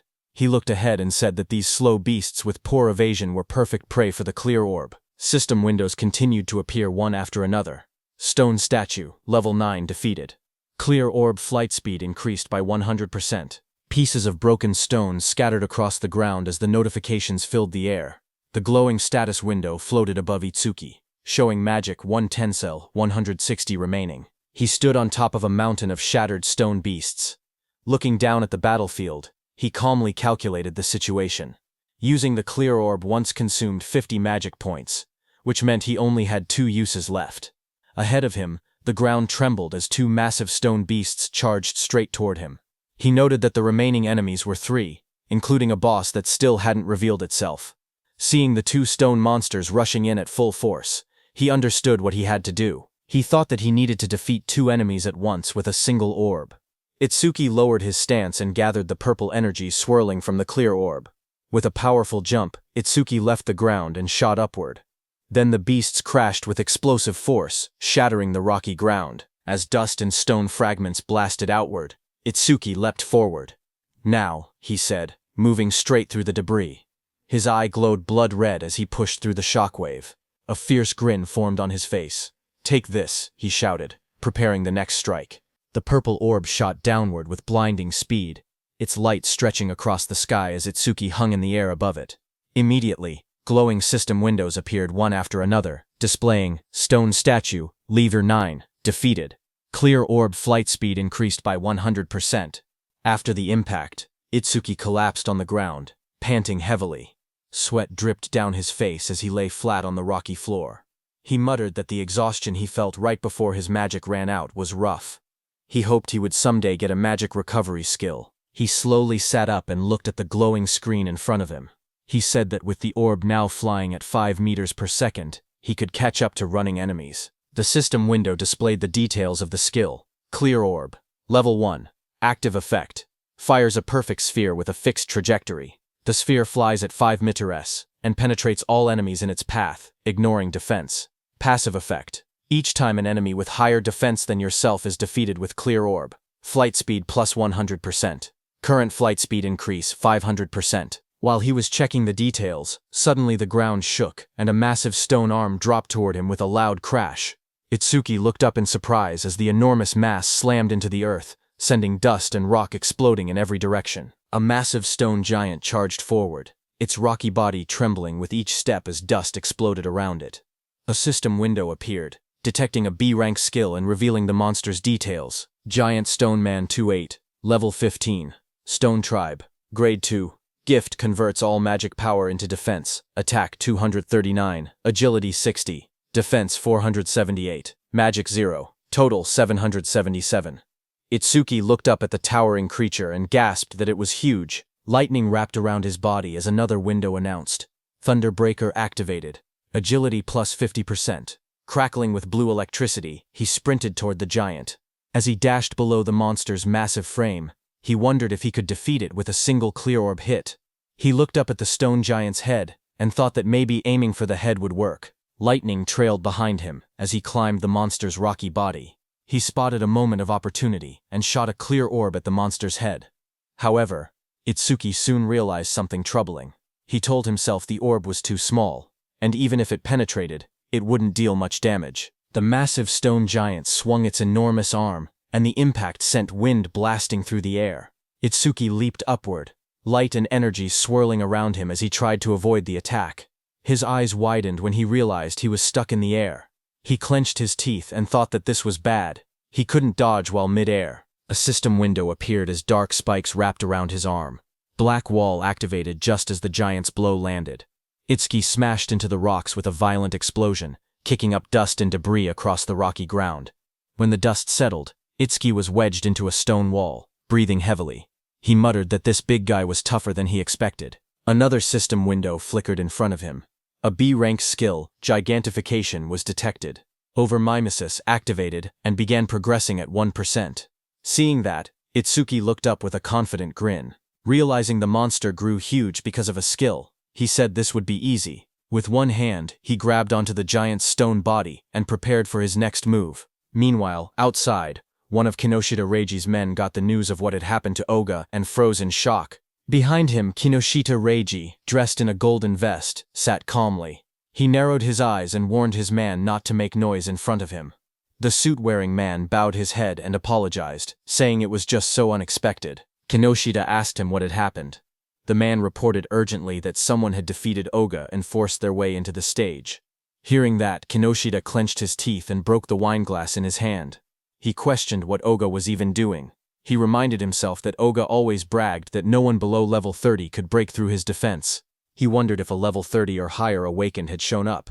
But his man quickly explained that with the recent surge in descending monuments, all awakened above level 30 were busy dealing with them and shouldn't have time to come here.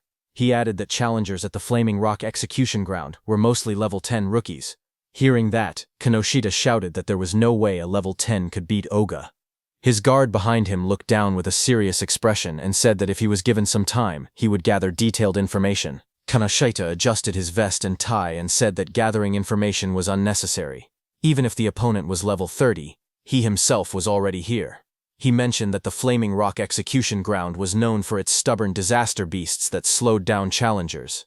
He added that if they headed there now, they would make it in time. However, his guard said that since the opponent's identity was unknown, they should still be cautious. Hearing that, Kinoshita's expression grew sharp. His glasses glowed as he told the guard that he had already said they were heading there now, and that he shouldn't have to repeat himself. The guard stiffened, sweating nervously, and replied with a quiet, "Yes." Kinoshita then threw his arm upward confidently, and declared that he would make them regret opposing the Kinoshita family. At the same time in the dungeon, blue energy lotus surged around Itsuki. A glowing screen appeared behind him showing 100%. Seeing that, Itsuki smirked and said that he no longer had to run around like a mouse anymore. He was standing on top of the massive stone beast, and a bright blue lotus had formed on the beast's forehead. At that moment, a system window opened in the air, announcing that the B-rank skill Gigantification had been fully analyzed. Itsuki looked at the window in surprise. He muttered that instead of gaining a new skill, something else had happened. He realized that Clear Orb had leveled up to level 2, and he checked for new effects.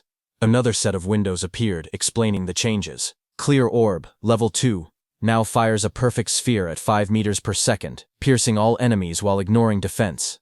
New effect. After activation, the orb's size can now be adjusted by consuming additional magic power. Passive effect. Each time an enemy with higher defense than your own is defeated using Clear Orb, flight speed increases by 200%. Itsuki stared at the window, shocked that the passive effect had risen from a 100% to 200%. More importantly, he was excited that he could now control the size of the orb with magic. Power surged around him as the blue energy lotus opened. Itsuki said he wanted to try the new ability immediately, and glowing energy surrounded his body. Another window appeared, confirming the upgrade. Clear Orb Level 2 acquired. All stats plus 20. All debuffs removed. Injuries fully healed. A second window showed his new status. Attack went from 260 to 200 in. Agility from 260 to 200 in. Defense from 260 to 200 in. Itsuki then jumped above the massive stone beast, and a massive dark glowing flower appeared beside him, pulsing with power. He thought to himself that it was consuming all his magic to create the maximum orb it could produce right now. The stone beast glared up at him with bright yellow eyes as cracks of energy spread across its body. Itsuki shouted, telling the stone beast to take the biggest clear orb. The giant flower opened like petals, and released a powerful clear orb. The massive orb shot downward and struck the stone beast, blasting through its body as Itsuki unleashed the attack with full force. After landing the blow, Itsuki lowered his hand and smiled. He joked to himself, asking if he had pushed it a bit too far. A small window beside him showed that his magic had dropped to 0 out of 280. As the stone man was destroyed, a system window appeared, announcing that the giant stone man, level 15, had been defeated, and the clear orb's flight speed had increased by 200%.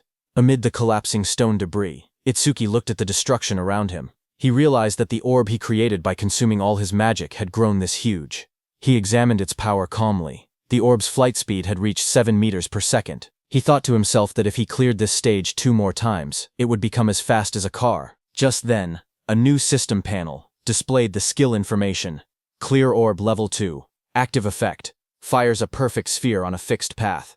The sphere travels at 7 meters and penetrates all enemies, ignoring their defense. After activation, the orb's size can be adjusted by spending more magic. Passive effect. Each time he defeats an enemy with higher defense than his own using Clear Orb, the orb's flight speed increases by plus 200%. The current total increase had reached 700%. Itsuki held a glowing green crystal in his hand while reading the information. He admitted that he had ignored passive effects until now, but now saw how useful they actually were. Dust settled around him as he walked forward. He then thought about another passive skill. Lotus Burst's passive expanded the range of all skills. That meant Clear Orb's range should also increase along with it. He then checked Lotus Burst's passive effect. Each time Lotus Burst defeats a living creature of level 1 or higher, the range of all skills increases by plus 1%. Seeing this, Itsuki smiled slightly as he looked at the system panel floating beside him. Itsuki imagined and thought to himself that if he kept increasing Lotus Burst's passive effect, he could eventually defeat disaster beasts from thousands or even tens of thousands of meters away. Then, outside, a bright green display screen lit up. It showed the result of the challenge. The challenge was successful. The stage level was 15. The challenger was Tenma Itsuki. The time used was 3 minutes and 1 second. The stage clear record was updated. Seeing that, the crowded group reacted immediately. One man shouted in disbelief, saying that 3 minutes and 1 second was impossible. Another said that even a 5-person party needed more than 10 minutes. Someone else wondered if Itsuki had defeated all the disaster beasts in a single hit. Another person pointed out that he had even broken Tuajin's 3-minute 19-second record, and asked what kind of monster he was. They all turned as someone announced that he was coming out. More voices followed.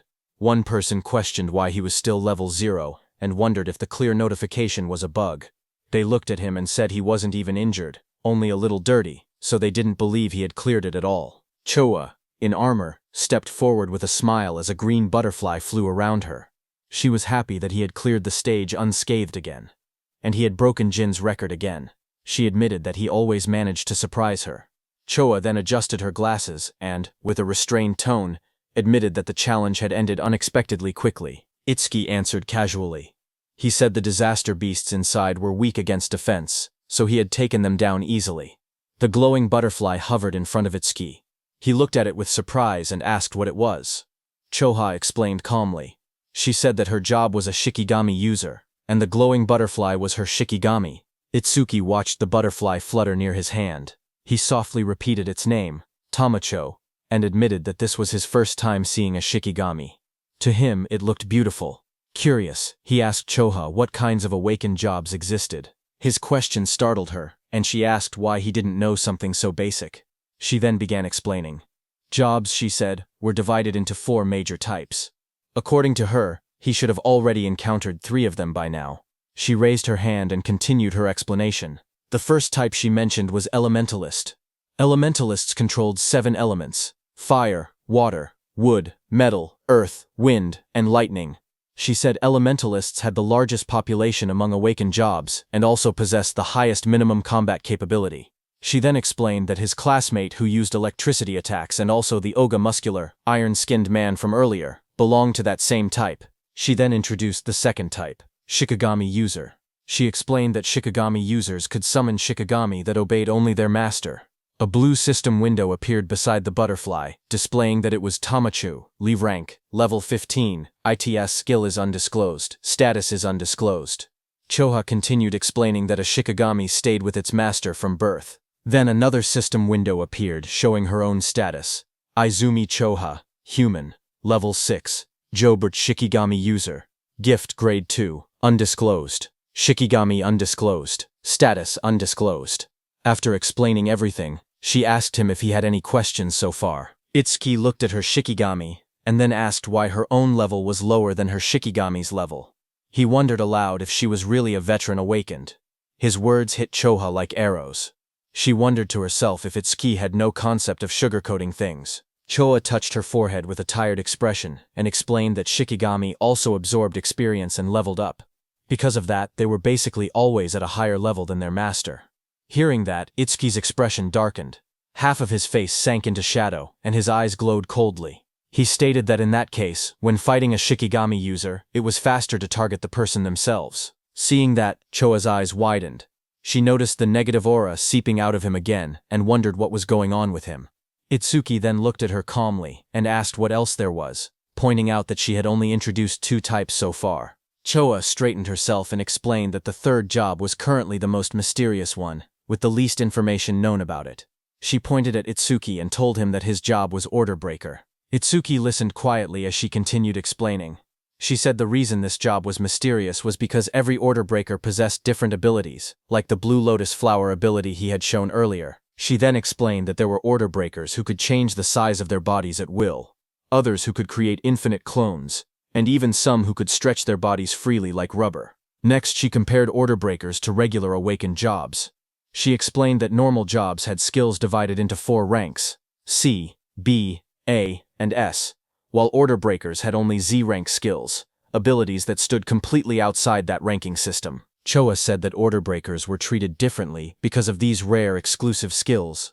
She warned that if an order breaker's abilities became known to their enemies, they would lose their greatest advantage. That was why her father had scolded her earlier when she tried asking about his skills. She looked at him seriously and added that he was an irregular existence, even among order breakers.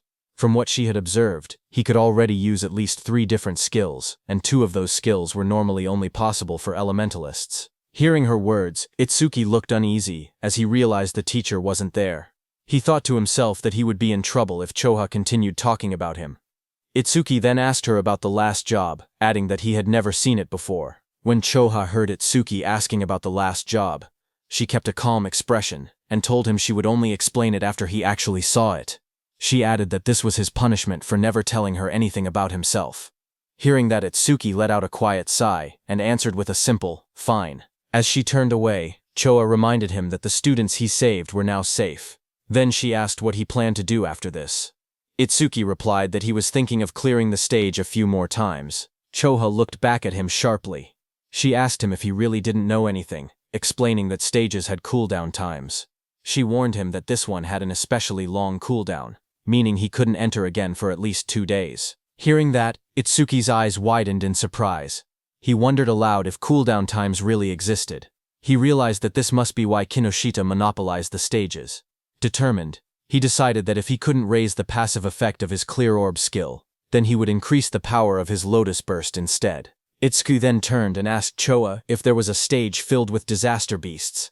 Choa thought for a moment, trying to remember any stage filled with disaster beasts. She then smiled confidently and chose a stage for him. She explained that in that stage, the levels of the disaster beasts were not very high, but the number of them was enormous. The place was called Locust Wasteland. She explained that there were at least 100 locust-type disaster beasts, even by a conservative estimate, and many awakened people backed out just from seeing how many there were. She then looked at him seriously and asked what he planned to do, since it would be difficult without AoE skills. For those who didn't know, AoE meant area of effect or area attacks. Itsuki answered firmly that he was going. In his thoughts, he remembered that he hadn't used Lotus Burst in front of her yet, so she didn't know he actually had an area attack. A shocked Choa asked him again if he was really going. She reminded him once more that without AoE skills, he would have a really hard time. But Itsuki told her not to worry, saying he would be fine. Some nearby awakened individuals became shocked as they listened. One of them asked if he was really going to the Locust Wasteland and said he must not know fear. Another person whispered that once Kinoshita Reiji heard about Oga, he would definitely come. The group decided to leave quickly. They said they should get out before getting caught in the crossfire. Then, a few minutes later, Kinoshita Reiji arrived there and looked around the empty area. He asked in shock why there wasn't a single person present. His bodyguard in a suit stood behind him and reported that the target had gone somewhere. Kinoshita Reiji asked how it was possible. It had only been 30 minutes since the target entered, yet the target had already cleared the Flaming Rock execution ground. His bodyguard said it was hard to believe, but seemed to be true. He then asked what Kinoshita planned to do now. Kinoshita Reiji gritted his teeth and said the target was making a fool out of him. He then said that if the target had used skills, there should still be magic traces left behind. He ordered his bodyguard to contact the Hound and make it track the target. Kinoshita Reiji shouted angrily for them to capture the target alive no matter what, saying he would make the target taste what living hell was. At the same time, inside a dim alley lined with machinery, a man pressed his back against the wall, hidden in the shadows. His panicked thoughts echoed as he regretted taking the assassination request. He muttered to himself that he never knew Kinoshita Reiji had such a strong subordinate, and cursed himself for accepting the job. That same man slumped to the ground, exhausted and trembling. He breathed heavily and admitted that without his earth escape technique, he would have been killed. Sweat dripped down his face as he caught his breath. He slowly peeked around a corner, whispering that he should be safe now that he had gotten this far. His eyes widened with fear as he carefully watched his surroundings. Suddenly, a massive beast lunged toward him with its jaws wide open. The monster's sharp teeth and glowing red eyes filled his vision as it attacked. Before he could react, the creature pinned him to the ground. He choked as its fangs pressed against him. A voice spoke nearby, calm but cold. The speaker approached and looked down at the scene. He ordered the beast called Death to loosen its grip, saying the man seemed to have something to say. The giant wolf-like creature eased up slightly as the man lay helpless beneath it. The wounded man lay on the ground with blood on his face. With fear in his trembling voice, he asked how they had managed to find him. In front of him, the long-haired man in the coat explained calmly. He said that their beast, Death, had a sharp sense of smell. The creature could sense the scent of death coming from people like him. That man was the Hound Kinoshita Reiji had been talking about. His name was Charles. He stepped forward, tipping his hat as he walked. He said that Death could smell the death they were giving off. Filled with terror, the injured man begged for his life. He cried and pleaded for them not to kill him. Charles looked down at him with a cold smile. He said that the request was difficult, because Mr. Kinoshita would get angry. He added that Death had not eaten human flesh in a long time. Then Charles' eyes glowed red. He gave a sharp command, telling Death that it was mealtime. The massive black wolf lunged forward with its jaws wide open, fangs bared as it roared fiercely. A moment later, it ate the man. The wolf stood beside the long-haired man in a trench coat. The man looked at it calmly and said that it had finally leveled up. A glowing blue panel appeared, showing the creature's details. Death Hound, Dwangpriting. Level, 16. Skill, Death Smell, C rank. Detects all magic traces in an area and identifies the magic source. Second skill, Respawn Desire, B rank. After the Shikigami dies, its respawn time is greatly reduced. Status, Attack 250, Agility 250, Magic 150. Just then, the man's phone began vibrating. He glanced at the screen and answered the call. He told the person on the other side that he had finished things there. As he listened, his expression changed. He asked if Oga had been badly injured. He wondered aloud if someone had struck that stubborn Oga's weak point. Finally, he replied that he understood and said he was on his way. He ended the call and turned back toward the wolf. With a small gesture, he told it that a new prey had appeared and ordered it to move. Sometime later, in a bright golden field labeled as the Locust Wasteland, a dome-shaped building stood in the distance. Itsuki and Choha approached it along a narrow dirt path. Itsuki looked at the structure and asked softly, "Here?" He stared across the endless wheat fields and wondered aloud if there were really that many locusts in a place that looked so quiet and peaceful. Walking beside him, Choa explained calmly. She said that disaster beasts always chose environments that suited them when invading this world. Because of that, predicting the type of beast based on the surrounding terrain was an important skill for awakened individuals. Hearing that, Itsuki nodded. As they moved closer, he noticed there wasn't even a reception desk.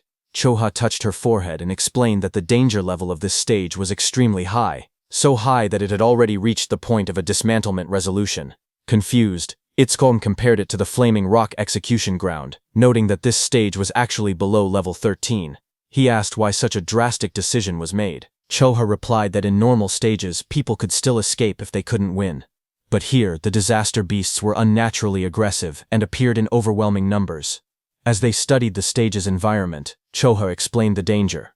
She said that if an awakened person let their guard down even a little, they would quickly be surrounded by countless locusts. She continued, saying that anyone caught like that would be devoured completely, down to the marrow of their bones. Hearing all of this, Itsuki only smirked. He said that it was perfect if there were really so many disaster beasts here. His excitement made Choha stare at him in disbelief. She asked if he was in a rush to die. He calmly replied that he wasn't desperate enough to die by being eaten by bugs. Moments later, he stepped toward the entrance of the glowing stage gate. Choha watched him, noting from his attitude that he seemed confident enough. She reminded herself that he had entered this stage by his own choice, and she had already given him all the advice she could. With a quiet sigh, she accepted the situation. If something happened inside, it would be entirely his own responsibility. But Choha suddenly froze, as worry washed over her face. She wondered what she should do. She realized she had forgotten to tell Itsuki an important detail. Locusts inside the stage would continue spawning endlessly unless the boss was defeated. Panic rose as she decided she had to enter the stage and warn him herself. But suddenly she heard some noise from behind. Just as she turned, her expression stiffened. Someone had appeared behind her. She saw a tall man wearing a hat, with glowing red eyes, standing beside a giant hound. The man looked at her and spoke with a cold smile, saying he was looking for someone. On the other hand, inside the stage, Itsuki stepped across a ruined field. Dirt and trampled crops surrounded him. He looked around and muttered that it was a mess. Then he clapped his hands together lightly and smiled with confidence. He called out to the unseen swarm, telling the pests to wake up. He had come to exterminate them. A lone scarecrow stood in the middle of the dry, cracked wasteland as countless small insects flew around it. Itsuki looked at the scene and noted that the enemy's individual levels were surprisingly low.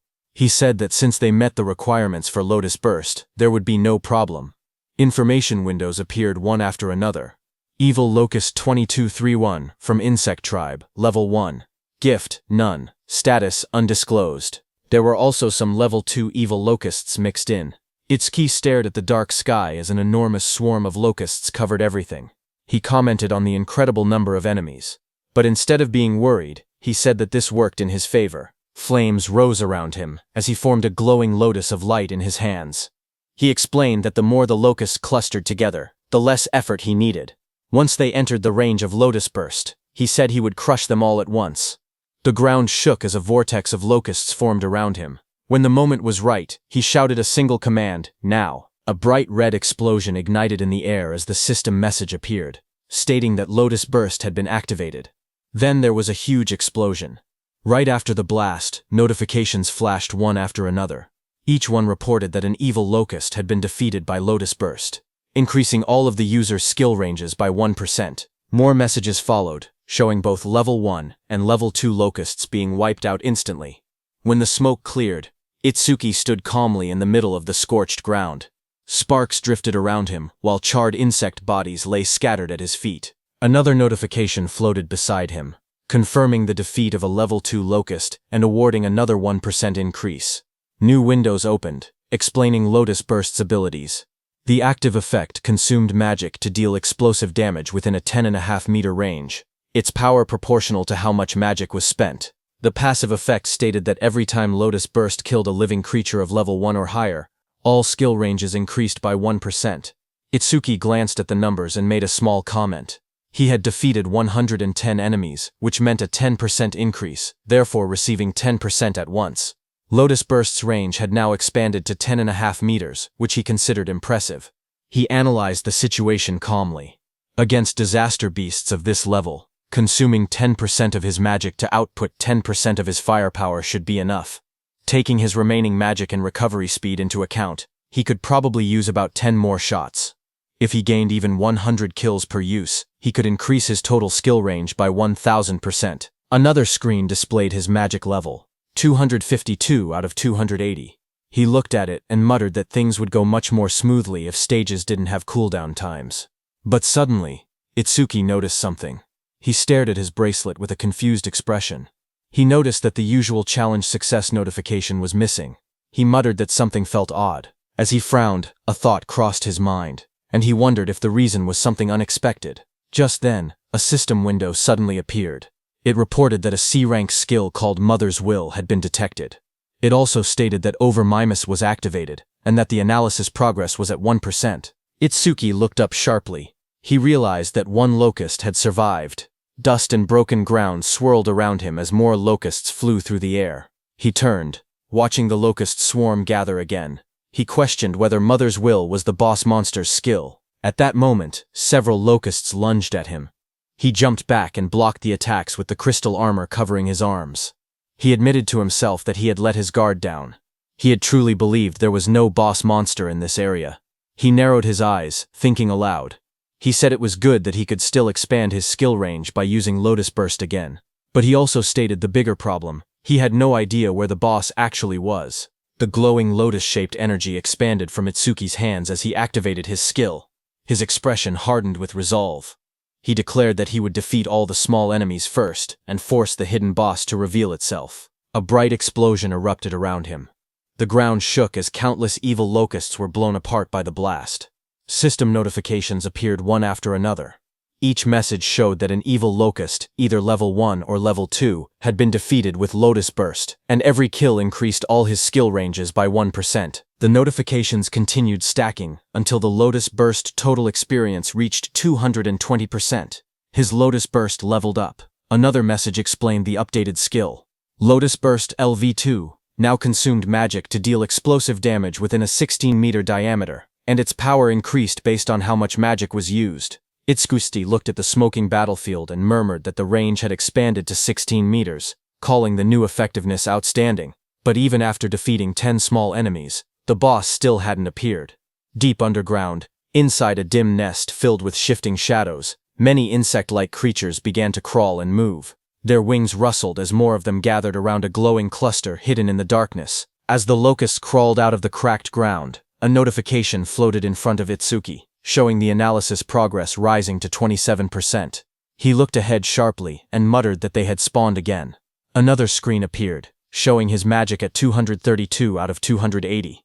He noted that he could still use Lotus Burst 9 more times. Fire erupted around his hand as he stepped forward, declaring that no matter how many times the monsters appeared, he would thoroughly deal with them.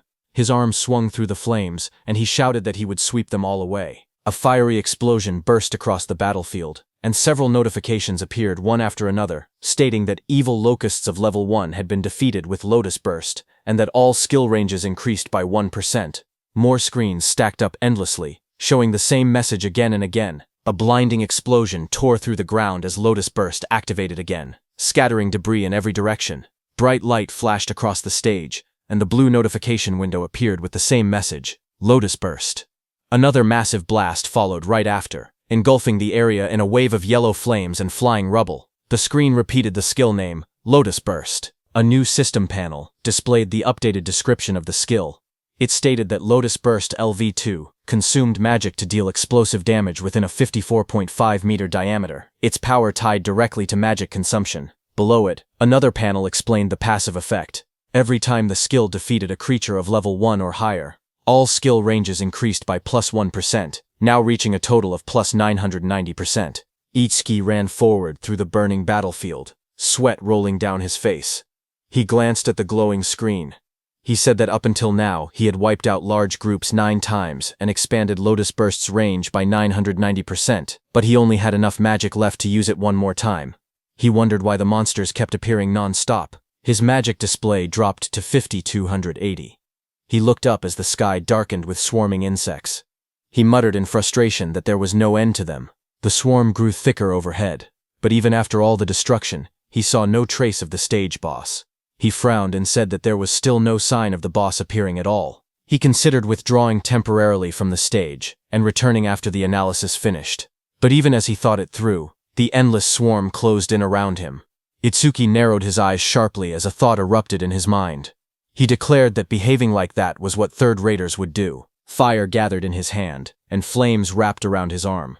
With determination burning in his expression, he stated that no matter how many disaster beasts appeared, he would defeat every single one of them. A massive explosion erupted like a lotus blooming in fire, sending shockwaves across the ground. As smoke rose around him, Itsuki steadied himself and muttered that with this attack. But before he could finish, countless more insects filled the air. Swarms surrounded him, and he realized in frustration that there were still more, and their numbers hadn't decreased at all. A glowing system screen appeared before him, showing the analysis progress at 91%. Itsuki's eyes widened as he tried to make sense of the situation. He wondered what was happening. All the disaster beasts that had appeared since the first defeat were still only level 1. Their bodies were small too, as if they had just hatched. As he connected all the dots, he realized the truth at once. The boss's ability was infinite reproduction. A massive golden insect, the queen locust, crouched in the darkness as glowing eggs shot out from its abdomen. A system window identified it. Queen locust Sumbro 379, insect tribe, level 13, gift, grade 1, lays large quantities of evil locust eggs, skill, mother's will. Itsuki looked up, sweat trailing down his face. If the queen could reproduce endlessly, then fighting the small ones meant nothing. The only way forward was to defeat the boss itself. His magic was nearly gone. But the analysis bar floated in front of him, rising steadily. 98%. He clenched his teeth as the final percentage completed. The blue sphere of the analysis pulsed outward. Analysis progress, 100%. A new message appeared. Mother's will. Analysis complete. Skill acquired. Magic detection LV1. Another window followed. Magic detection LV1. Active effect. After activation, continuously consumes magic to sense magic flow within a 100-meter diameter. Passive effect. Range expanded to 1100 meter because of Lotus Burst's passive effect. Additional passive. Each time one enemy unit is detected, the user's magic recovers by 10%. Seeing this, Itsuki's eyes widened as he read the description. A detection skill. Its effective range now stretching over 1,000 meters, and every enemy detected would restore his magic. A smile curved across his lips. The passive effect was perfect for this stage. Hunting the smaller creatures again and again would now benefit him greatly. He tilted his head slightly, his eyes shining with confidence. He thought that leaving the queen alone for a moment and clearing out more enemies wouldn't be a bad plan at all. As he lowered his gaze, he thought quietly to himself. He realized he had been keeping Choha waiting. For now, he decided to finish clearing the stage before returning. A blue system window appeared before him, announcing that magic detection level 1 had been acquired. All of his stats rose by 10 points. All debuffs were removed, and his injuries were fully healed. Another window displayed the updated numbers. His attack increased from 200 to 290. His agility rose from 200 to 290. His defense moved from 200 to 290. His magic stat climbed from 200 to 290, where Turening his total grew from 120 to 1160. Itsuki then raised his hand to his forehead, as swirling energy surrounded him. He activated the new skill, focusing intently. He began locating the boss using magic detection. Wide ripples of energy spread out from his body, expanding across the entire area like rings on water. The waves traveled far into the distance, lighting up the surroundings as they moved.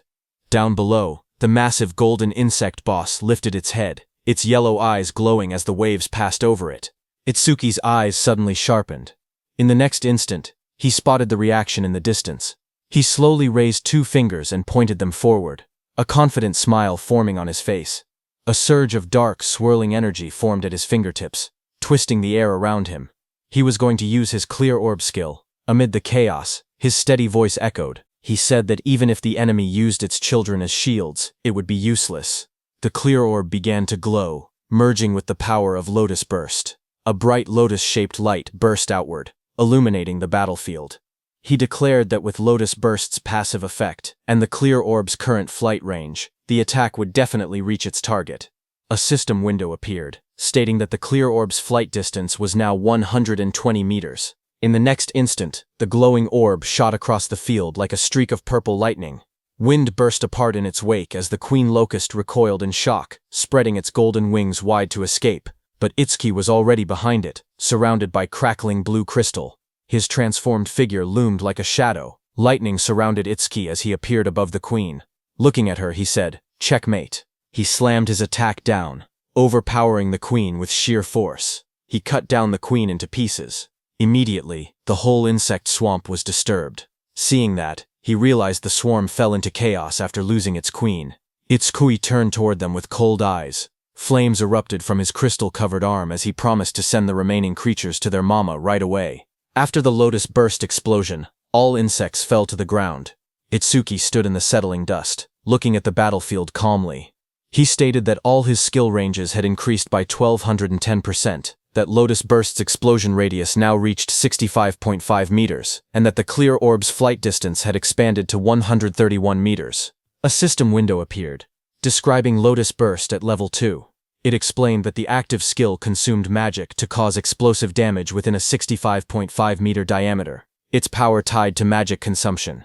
The passive effect showed that every time Lotus Burst defeated a living creature of level 1 or higher, all skill ranges increased by 1%, now totaling plus 121-10%. A second notification appeared, showing the flight distance of the true ball, 131 meters. Itsuki looked at the result and smiled, saying it had been a good harvest. He held a green leaf in his hand while sitting on the ground, surrounded by rising dust. He then thought to himself that when the cooldown ended, he would challenge it again and raise Lotus Burst's passive effect to 5 digits. As he returned to exit the dungeon, a new notification appeared, stating new record achieved. Another line reported time used, 17 minutes 7 seconds. Standing in front of a glowing blue portal, Itsuki looked at the timer and noted that it had taken 17 minutes. He thought that Choha must be worried. He imagined Choha waiting outside. He believed that when he returned safely, she would probably act aloof again, yet he knew she was actually kind and considerate. He thought her inability to be honest was somewhat cute. Stepping out of the portal, surrounded by a swirl of blue energy, he lifted his hand and greeted her, saying he was back and sorry for worrying, but then his eyes widened sharply, shock filling them. Right in front of him, Choha appeared injured, blood on her lips. A man with glowing red eyes held her up by the collar. He looked down at Itsuki and spoke coldly. He said that going solo and coming out of the stage safely could mean only one thing. Itsuki was the guy Reiji had been looking for. Charles in the wide-brimmed hat looked at Itsuki and spoke calmly. He said the timing was perfect. He had been trying to get information about Itsuki from Choha, whom he had captured, but even in her current condition she refused to talk. Charles added that Choha had more backbone than most men. Across from him, Itsuki stepped forward. His voice was cold as he told Charles to let go of Choha with his filthy hands. He warned that if Charles did not do so now, he would only be half killed. Hearing that, Charles laughed loudly. He mocked Itsuki and told him not to get cocky, calling him just a level 0 rookie. But in the next moment, blue electricity burst from Itsuki's body as he shot forward with incredible speed. His eyes glowed with a sharp red light as he charged toward Charles. Charles flinched in fear, shouting that he was fast, then called out to Death. Before Itsuki's blow could land, Death, a giant black beast, suddenly leapt between them. Itsuki's lightning-covered punch slammed into Death instead, sending sparks and force blasting outward as Death roared. Just as Death appeared in front of Itsuki, a glowing system window appeared, announcing that a B-rank Shikigami called the Death Hound had been detected. Another window followed, showing that Overmimesis had activated, with analysis beginning at 1%. When Itsuki saw the notification, he realized the truth.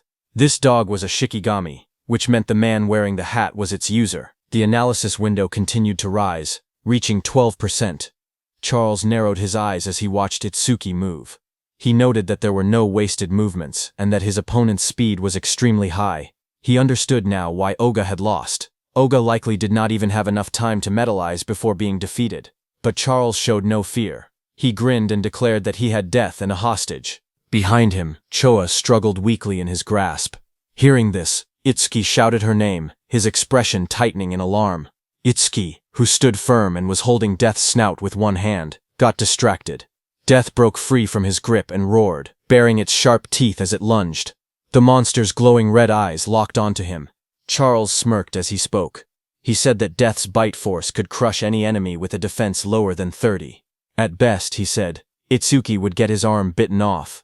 But the next second, Charles's expression suddenly froze. His eyes widened in shock as he looked ahead. In front of him, black spikes grew around Itsuki's body, blocking the beast's bite. Immediately, Itsuki used his Lotus Orb skill, aiming at Death. With a violent burst of energy, the Lotus Orb was released from Itsuki's hand and hit Death directly in the head. It tore through Death's skull, ripping out its core and ending its life instantly. A blue window appeared, showing the analysis progress climbing. The number reached 77%. Itsuki stood calmly over the defeated hound. He explained that without a Shikigami user was basically defenseless. Charles stared at him in disbelief. He wondered if Itsuki did not know that as a rookie, the Shikigami could respawn. On top of that, because of the B-rank skill Respawn Desire, Death's respawn time was greatly reduced. The next second, Death respawned and attacked Itsuki from behind. Charles warned Itsuki that staying careless like that would make him Death's prey. The beast charged, jaws wide open, but suddenly waves of magical detection spread out as Itsuki activated his skill, Magic Detection. Itsuki sensed Death's attack and moved with lightning speed to counter it.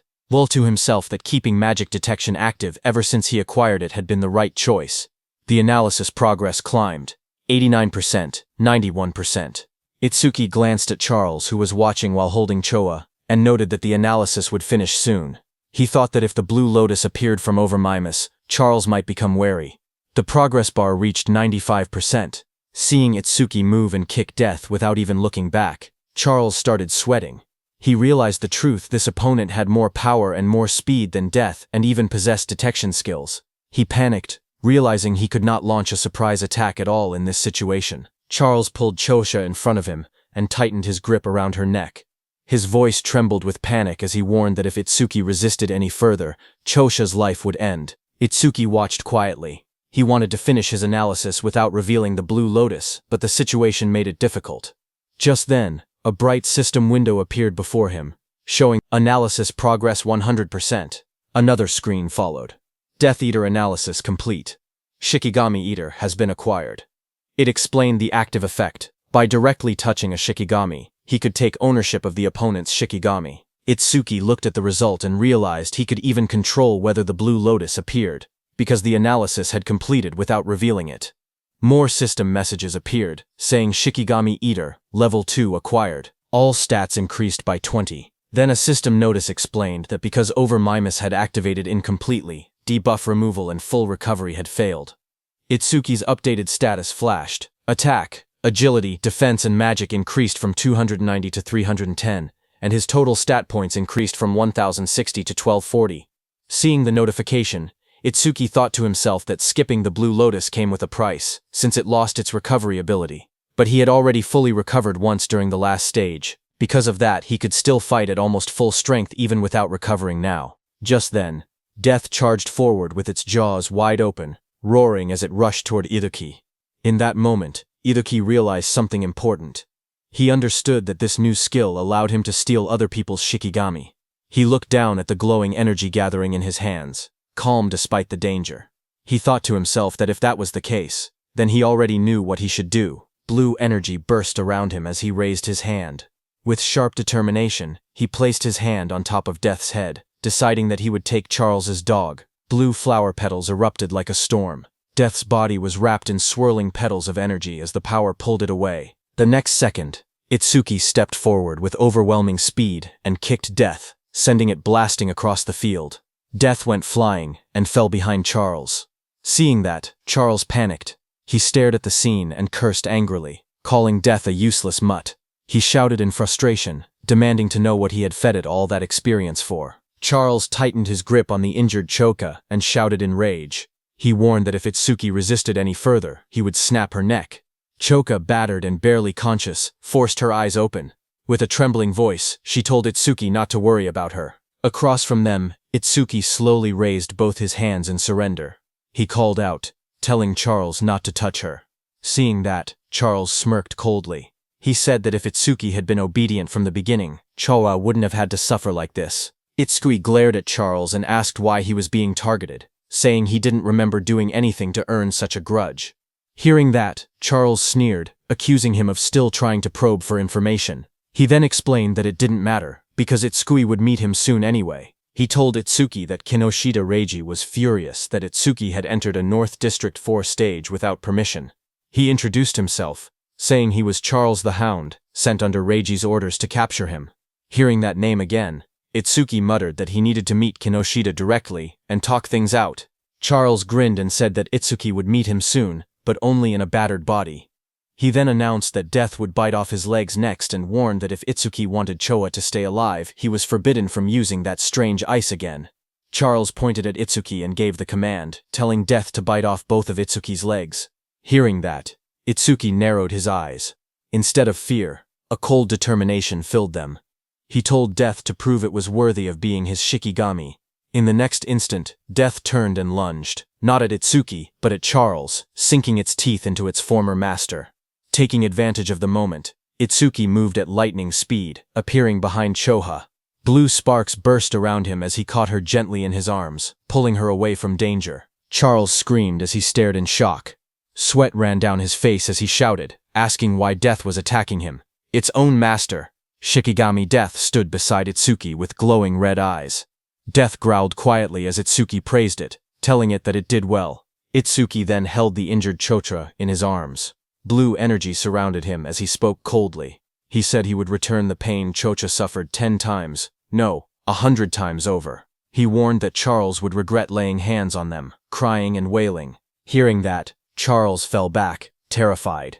He begged for a chance to speak, claiming he had only followed Reiji's orders. His voice shook as he suggested they team up instead. He said he would lure out Reiji for him. Itsuki's eyes glowed red.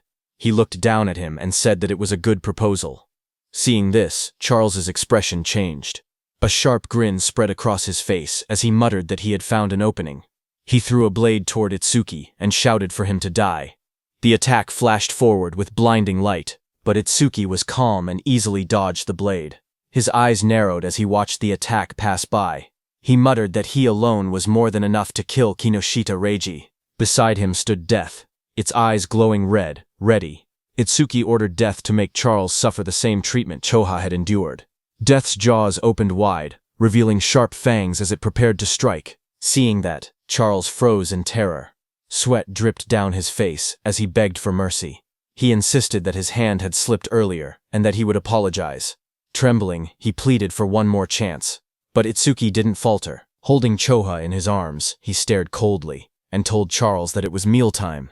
Death, with glowing red eyes, rushed forward, its fangs bared as it charged at the man. Charles panicked as he stumbled back. Tears streamed down his face as he shouted, asking if Death had forgotten who its master was. He reminded Death how much he had fed it. His voice shook as he tried to speak again. But Death opened its jaws wide, revealing rows of sharp teeth as it lunged at him. Death finished off Charles.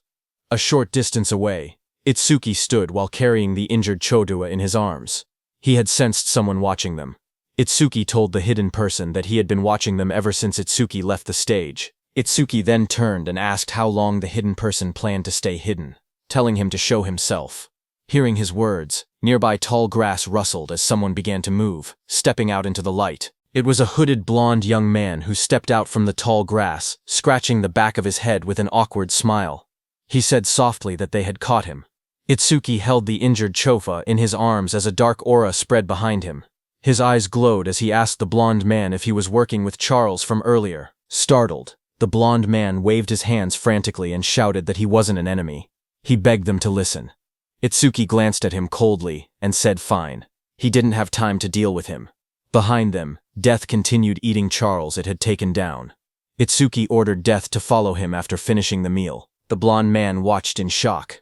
Even a savage beast like death obeyed Itsuki without hesitation. He thought that someone like Itsuki might actually be able to help him. He quickly approached and introduced himself as Iberia, asking for Itsuki's name. Excited, he said the fight earlier was amazing, even though there were some terrifying moments. He added that Itsuki must be the mysterious man who defeated Oga Takeru. Itsuki answered calmly. His name was Tenma Itsuki, while continuing to hold the unconscious Choga in his arms. Iberia nervously followed beside Itsuki. He smiled awkwardly and asked if Itsuki could lend him a hand. He said he would pay him, or he could give him karma stones, or even a weapon. Itsuki stayed silent, walking forward with the injured Choha. Iberia watched him leave, sweat forming on his face. He wondered why Itsuki wasn't responding. His father had once told him that anyone would happily help if given enough compensation. Now he questioned if that had been a lie. A memory surfaced. His father hammering steel in front of a blazing forge. His father explained that compensation required creativity, just like how a cup of water was more valuable than treasure in the desert. His father said that for someone seeking revenge, one must offer a blade. For someone injured, offer medicine. He said that was enough compensation for them. Back in the present, understanding flashed across Iberia's face. He clenched his fist with excitement and said he finally understood. Iberia called out from behind, reminding Itsuki that he had come on foot. He said that with an injured person it was impossible to move quickly, and that the nearest hospital was dozens of kilometers away. He warned that if Itsuki walked that slowly, the woman he was carrying would die. Iberia then reached into his bag and held up a glowing scroll. He said that he happened to have healing items. But even hearing that, Itsuki continued walking. Iberia shouted in a hurry that he could save her. Hearing this, Itsuki stopped and turned his head, asking if that was really true. Iberia explained that he couldn't fully heal her right away, but he could save her life. The two of them knelt beside the injured Choha. Itsuki asked if the healing could be done through her clothes. Iberia replied that the bandage he was using wasn't ordinary. He wrapped the glowing bandage around her, explaining that it was a rare karma tool made from bandages worn by the Shadow tribe and bark taken from the Kodama tribe. Itsuki looked at Iberia and repeated the unfamiliar term, asking what a karma tool was. Iberia studied him and said that at his level he must have just become an awakened. He explained that it was no surprise Itsuki didn't know.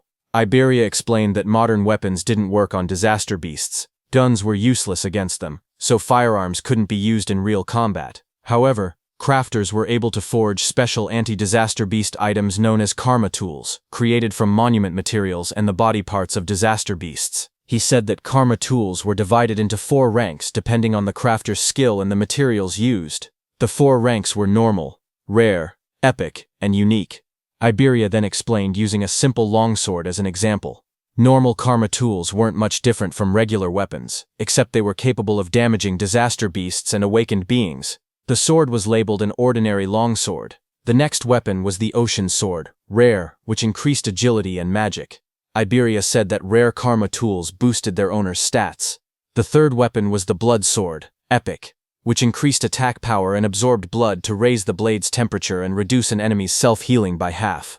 Iberia explained that epic karma tools not only boosted stats but also possessed special effects. Iberia continued by explaining the final rank of karma tools, which was the holy sword, unique. It granted increased attack and agility. Its unique effect allowed the user to obtain the inexhaustible magic sealed inside it, enabling infinite magic usage.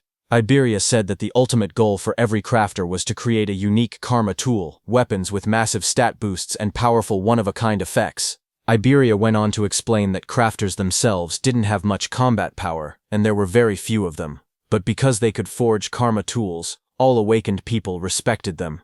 Hearing that, Itsuki asked Iberia if his father was a crafter. Iberia smiled and replied that his father wasn't just any crafter.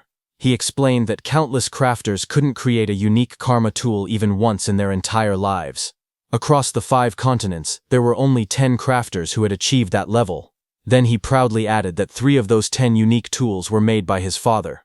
That was why everyone called his father the crafter king of the northern continent. Saying that, Iberia grinned proudly.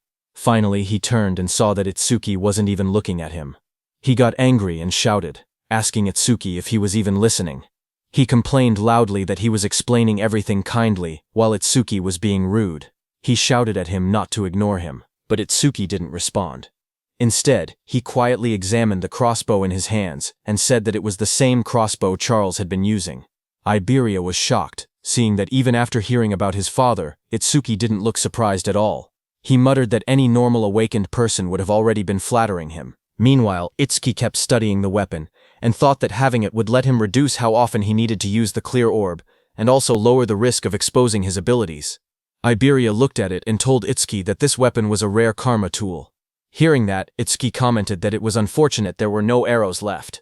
Iberia explained that projectile karma tools didn't need normal arrows. Any ordinary ammunition could be assimilated into karma tool ammunition, so there was nothing to worry about. Just then, a screen appeared showing the name Hunter's Crossbow Rare, with an agility increase of +50. Then the crossbow vanished. Itsuki looked surprised and asked why it disappeared. Iberia told him that this was another feature of karma tools.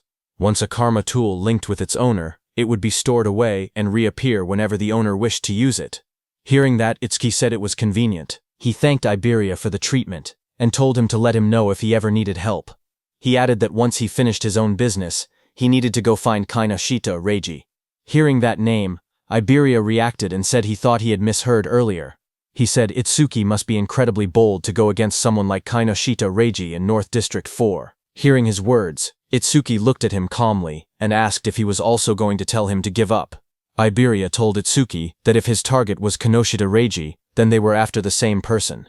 Itsuki asked calmly if Iberia had angered Reiji as well. Iberia said it wasn't exactly like that, and explained that he wanted the two of them to team up for the Salvation League National Tournament preliminaries happening the day after tomorrow. Hearing about the preliminaries, Itsuki remembered Choha mentioning that only the top 10 would advance to the main tournament, and he had been grinding stages non-stop these past few days to prepare. Itsuki asked Iberia what the tournament preliminaries had to do with Kinoshita Reiji.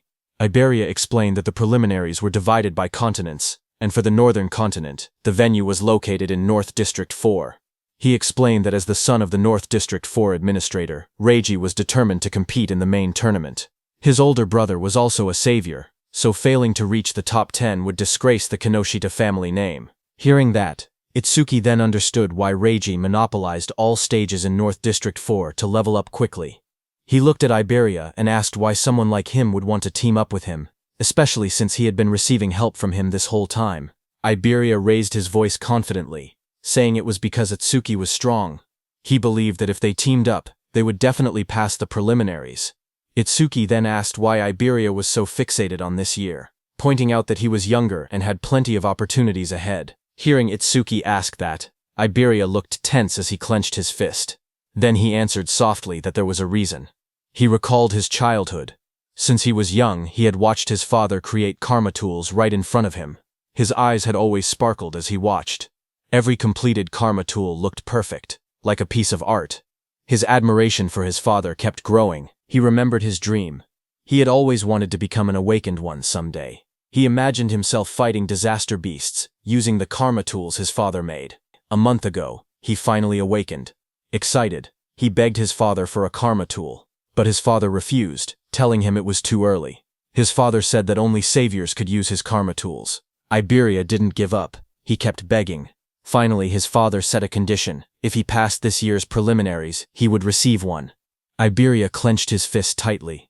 With determination in his eyes, he declared that this was why he had to win this year's preliminaries no matter what. Itsuki looked at Iberia and spoke calmly. He said that with such an amazing father, Iberia should have plenty of options. There was no need for him to team up with someone like a level 0. Iberia lowered his eyes and replied that his father had thought of that too. So before he left, his father told him to pass the preliminaries with his own skills. His father warned him that if he teamed up with strong partners using his father's name, he would not receive any karma tools. Hearing that, Itsuki commented that his father seemed strict. Iberia explained further that according to his information network, most strong participants had already been bought off by Kinoshita. What remained were lone wolves who disliked teaming up, or groups with fixed members. He had no prospects for teammates. With excitement, Iberia grabbed Itsuki's hand and explained that 2 days ago, he had heard news that someone had defeated Oga Takeru, one of the 4 pillars, and even broken stage records. Because of this, he dug for information continuously and eventually found his way here. Itsuki first freed his hand and then agreed to team up. He said the team was no problem, But first he wanted to take Choa to the hospital. With excitement, Iberia declared that he would come along. From now on they were a duo.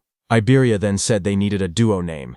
He brought up possibilities, combining Tenma Itsuki and Iberia. He suggested Iba-ten, but rejected it because it sounded like a store name. He tried Ibeitsu, then Tenmaria, then Tenibe, changing ideas one after another. Nearby, Itsuki carried the unconscious Choha in his arms. He looked tired and thought to himself that he was in trouble, because Iberia talked even more than Rikuru. Suddenly, Itsuki thought about Rikuru and Saya. He wondered how they were doing and whether they were participating in the preliminaries now that both had awakened. Just then, Iberia suddenly brightened with an idea. He said that since both of their names contained the letter I, they could call their duo Double I. Far away, as Itsuki thought of Rikuru, Rikuru suddenly sneezed while training. Saya looked at him and asked if he had caught a cold. Rikuru scratched his head and said maybe someone was talking about him. Maybe Itsuki. Saya lowered her gaze and quietly asked how long it had been since the attack incident. She said she never expected them to be apart for so long, and wondered if Itsuki was doing well. Rikuru looked at her strangely. He said that if she was that worried, she should have gone to see Itsuki after the disaster beasts were defeated. Saya blushed deeply and bowed her head in embarrassment. A moment later, she thrust her hands forward and released a burst of water, sending Rikuru flying back as he shouted in surprise. Rikuru shouted that attacking suddenly was unfair, but Saya quickly replied that fair or not, it was sparring practice, and he was the one who left an opening. Just then, their teacher appeared behind them. Both students straightened up in shock. Rikuru called out, "Sensei," while the teacher scolded them, reminding them that the national tournament preliminaries would start the day after tomorrow. He asked if this was really the time to fool around. Saya's eyes lit up. She said she was excited to finally fight other awakened people, because sparring only with Rikuru had become boring. A glowing screen appeared beside her, revealing her stats as an awakened water elementalist. Rikuru looked at his own status window as well. He said he had never been to North District 4 and had heard it was a prosperous town. He said he wanted to see it with his own eyes soon. Elsewhere, someone opened a metal case holding 3 sharp crystal stones. It was Kinoshita. He looked at the crystals and frowned impatiently. He commented that the hound still hadn't arrived and said it was unusual for him to be late. His bodyguard standing behind him wondered if something unexpected had happened. Hearing that, Kinoshita's expression darkened. He muttered that those useless fools had failed again. His glasses glowed red as a message appeared, saying the Karma Stone had been used and experience had been gained. His bodyguard asked if they should send people to search. Kinoshita looked frustrated and said to forget about that person. The national tournament preliminaries were the top priority now. He muttered that if he failed, his father would lock him in the confinement room again. Then he asked about the matter he had assigned his bodyguard. His bodyguard reported the results. Out of the 3,113 participants in the northern continent, he had persuaded 87 to cooperate. All of them were level 5 or above, just as ordered. Hearing that, Kinoshita smiled and said his subordinate had done well, and that he was the only one he could rely on. He then took another glowing stone. His bodyguard told him that it was the last Karma Stone. Light surrounded Kinoshita as he broke it.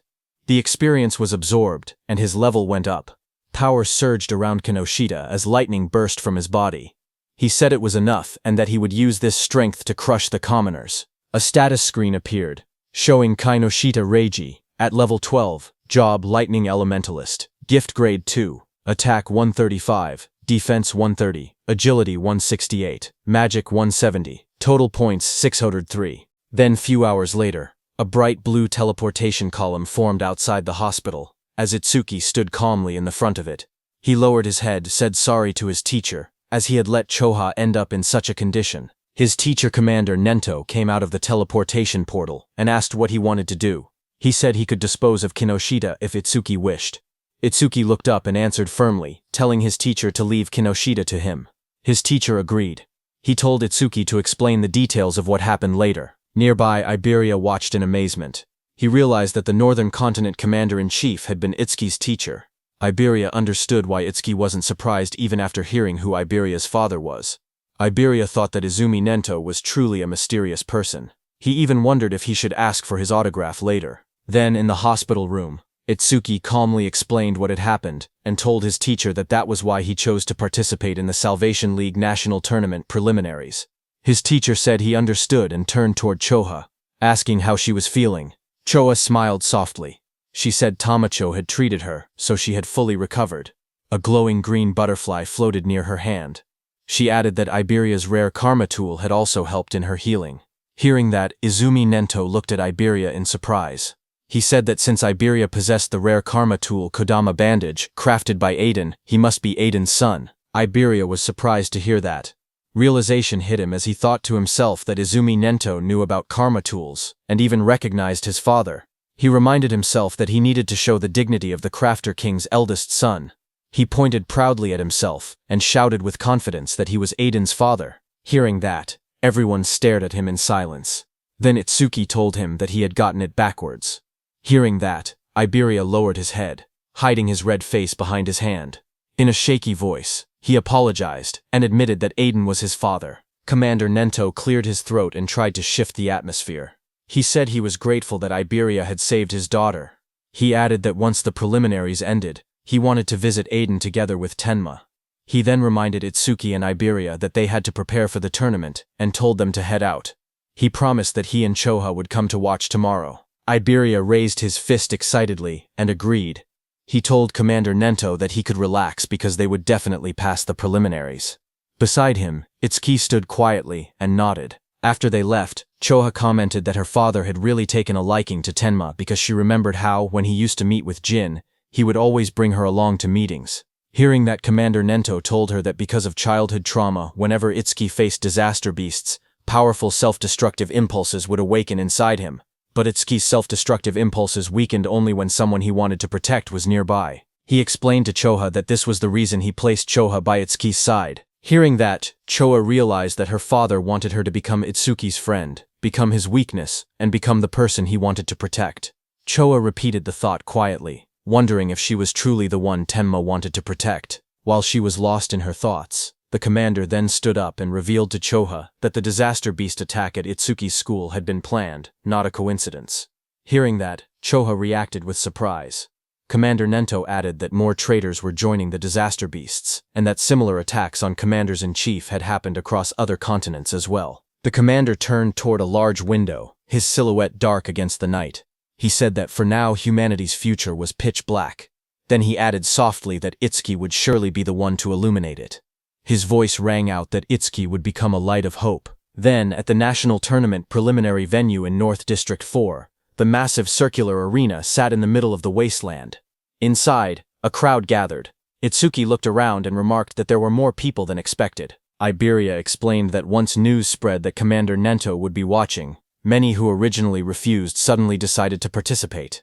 The number of contestants rose from about 3,000 to nearly 5,000. On the side, Reiji glared in frustration. He muttered that Izumi Nento had increased the number of unpredictable variables far more than expected.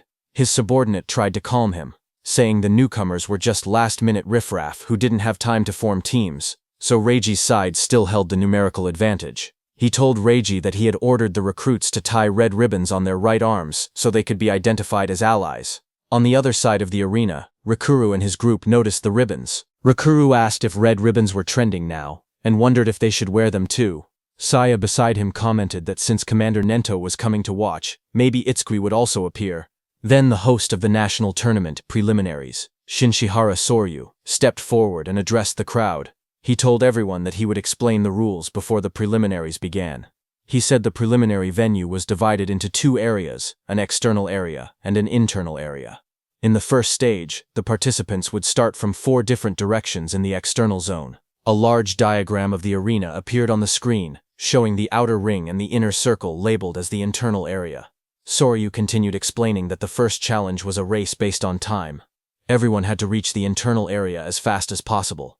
The moment someone entered the inner zone, their rank would automatically be recorded on the bracelet they were wearing. Only the first 50 to arrive would advance to the second stage. Then a hologram of the bracelet lit up, showing how it displayed the rank of the participant. Some competitors reacted immediately. Rikuru raised his arm and commented that the bracelet had a surprising function. Hearing that, Saya beside him thought that eliminating thousands of people in just the first stage was extremely harsh. Next, Soryu explained that each person was allowed to carry up to 2 karma tools. Participants were also free to team up with anyone they wanted, and use any method necessary. Results were all that mattered. As the rules were being announced, Iberia nudged Itsuki and pointed ahead excitedly, asking Itsuki to look. He was pointing at the Reiji team in front of him. As the host announced that the first stage would end with rankings and an explanation of the second stage, Iberia pointed at Kinoshita Reiji standing in the middle of a group and told Itsuki that he was Kinoshita. Meanwhile, Kinoshita ordered the people he had recruited to obstruct anyone running ahead of him. Watching from the side, Iberia guessed that the people standing near Kinoshita were the ones he had bought off. He suggested that they should rush into the internal area as soon as possible. His plan was to launch a surprise attack once Kinoshita lowered his guard after entering the interior. But before he could continue explaining, Iberia suddenly froze with a shocked expression. He saw Itsuki walking toward Kinoshita. Shocked, Iberia asked if he had even been listening. One of Kinoshita's men noticed Itsuki approaching. He asked who Itsuki was.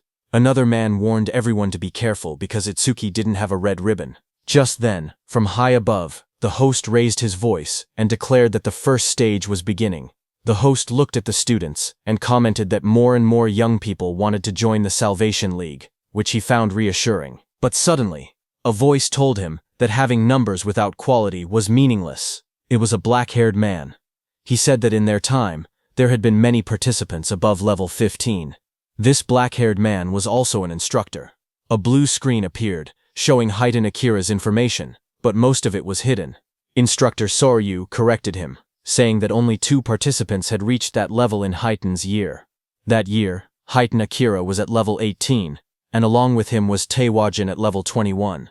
Remembering the past, Instructor Heitan commented that things were boring now without rookies like Taewa. He said he hoped someone similar existed in the current group. But Instructor Soryu shook his head and replied that geniuses like that did not appear easily. Instructor Heitan stepped forward and asked Commander Nento about a rumor. He said he had heard that a student from the northern continent had defeated a level 8 skeleton soldier right after awakening and later became Commander Nento's pupil. Instructor Soryu widened his eyes and asked if it was true, calling it ridiculous for someone to defeat level 8 monsters immediately after awakening. Commander Nento, covered in dark flames, answered calmly, saying that the rumor was true. Hearing this, Instructor Heitan asked if that person was in the group they were watching. Instructor Soryu thought that since this was Azumi's second recognized pupil after Taewajin, it meant the student must possess exceptional talent. Examiner Soryu looked at the participants list and wondered who the mysterious participant could be. The tablet displayed the first candidate. It showed Horino Rakuru, a level 10 metal elementalist. Examiner Soryu noted that Rakuru's gift was only an ordinary grade 2, and decided it couldn't be him. Another profile appeared. Kisaragi Saya, a level 11 water elementalist with a grade 1 gift. She specialized in support-type abilities, so he assumed she wasn't the one either. The next image revealed Hanyu Kana, a wood elementalist at an unusually high level 16. Seeing this, he guessed she must be the hidden talent, but when he looked at Commander Nento, he didn't say anything. Seeing that, Instructor Soryu realized that his guesses seemed incorrect, even though Hanyu had the highest level among all participants. Just then, Instructor Heitan pointed out that among this year's participants, there was even someone at level 0, but Instructor Sorya didn't think much of it, and remarked that there was always one person every year who joined the tournament out of curiosity, only to get beaten badly and withdraw soon after. On the other hand, Kinoshita's group burst into laughter as Kinoshita pointed toward Itsuki, shouting in disbelief that a level 0 had really joined the competition. His team laughed loudly, mocking Itsuki and asking if he had gotten lost. Hearing them, Itsuki stepped forward silently and raised his hand, showing the mechanical glove of Charles on his hand. Kinoshita froze when he saw the glove. He stuttered, recognizing it as something belonging to Charles. Fear spread across his face as he demanded to know who Itsuki was. Itsuki stared directly at Kinoshita and asked if Kinoshita was the one who had been looking for him this whole time. Hearing that, Kinoshita grew furious. He refused to believe it. He shouted that there was no way a level 0 could have defeated Oga. He insisted that Itsuki must have been sent by someone just to shake him up. He then pointed forward and yelled for his group to attack. The men beside him grinned confidently and stepped forward. They said they would handle it and make Itsuki regret provoking them. While Kinoshita's men stayed back to block Itsuki, with a burst of purple lightning, Kinoshita rushed toward the center, saying he didn't have time to deal with trash like Itsuki. As Kinoshita left, his remaining men formed a circle around Itsuki, ready to attack him. From the watchtower, Instructor Heitan watched everything, and thought that there were 3 level 6 fighters and 2 level 7 fighters present, so there was no need to wait for the results. He thought that if Itsuki just begged for mercy now, he might survive. On the ground, Iberia also grew nervous and started calculating the situation. He thought he could take down one opponent, but even with Itsuki's strength, fighting 4 enemies at once would be impossible. That meant he had no choice but to use a certain technique. Thinking that, he stepped forward slowly while reaching toward the item at his side. Suddenly, one of Kanoshida's men, a red-haired man, smirked as he looked at Itsuki. He said he had expected a strong opponent to appear, but the first one they encountered was just level 0 trash. Hearing that, Itsuki lowered his head slightly, his face hidden in shadow as he told the man in front of him to move. The red-haired man widened his eyes in surprise on hearing that. He hadn't expected such blunt words. For a moment, he froze, then burst into loud laughter, throwing his head back. He mocked Itsuki's attitude, but Instructor Hiton smirked instead when he heard Itsuki. He said he liked that attitude, and offered to step in later, claiming he would save Itsuki when things got bad. Then the red-haired man leaned forward with a twisted grin. He told Itsuki to let him crack open his head and see what was inside. Itsuki didn't reply to him. Instead, the next second, Itsuki struck. His fist slammed into the red-haired man's face with overwhelming force, sending blood and broken teeth flying. As the red-haired man fell backward, screaming, Itsuki repeated in a cold voice that he had already told him to move. Instructor Hiton was shocked to see that Itsuki's opponent had been 7 levels higher than him. Yet Itsuki had defeated him instantly. He couldn't believe that Itsuki had instantly killed the red-haired man. Kinoshida's other fighters stared in shock. One man shouted that Honda was level 7 and couldn't understand how a rookie defeated him. Another tried to calm him, saying the rookie must have caught Honda off guard. Flames swirled violently in the hands of that fighter as he growled that he would burn the rookie to a crisp. A system window appeared beside him, showing that he was using the B-rank skill flamethrower at full output. A massive wave of fire shot out. Iberia, watching, gasped, saying the attack was so fast he couldn't even use his karma tool in time. The flames roared across the arena. One of Kinoshida's fighters commented that the attack was overkill for a level 0, but the fighter who threw the fire said deaths in the preliminaries were common. He added that if the rookie wanted to resent someone, he should resent himself for acting cocky at level 0. But another fighter suddenly pointed forward, shouting that something wasn't right. As the flames cleared, everyone looked toward the center of the blast. Itsuki had created a huge black ice wall. Flames danced around it. One fighter stared at the scene and yelled, asking what this was. Inside the black ice wall, Itsuki and Iberia stood unharmed. Iberia stared at the scene with wide eyes. He shouted in shock that Itsuki had blocked such a wide-range flame attack completely. To him, it was exactly what he had expected from someone that strong. Itsuki didn't react to the praise.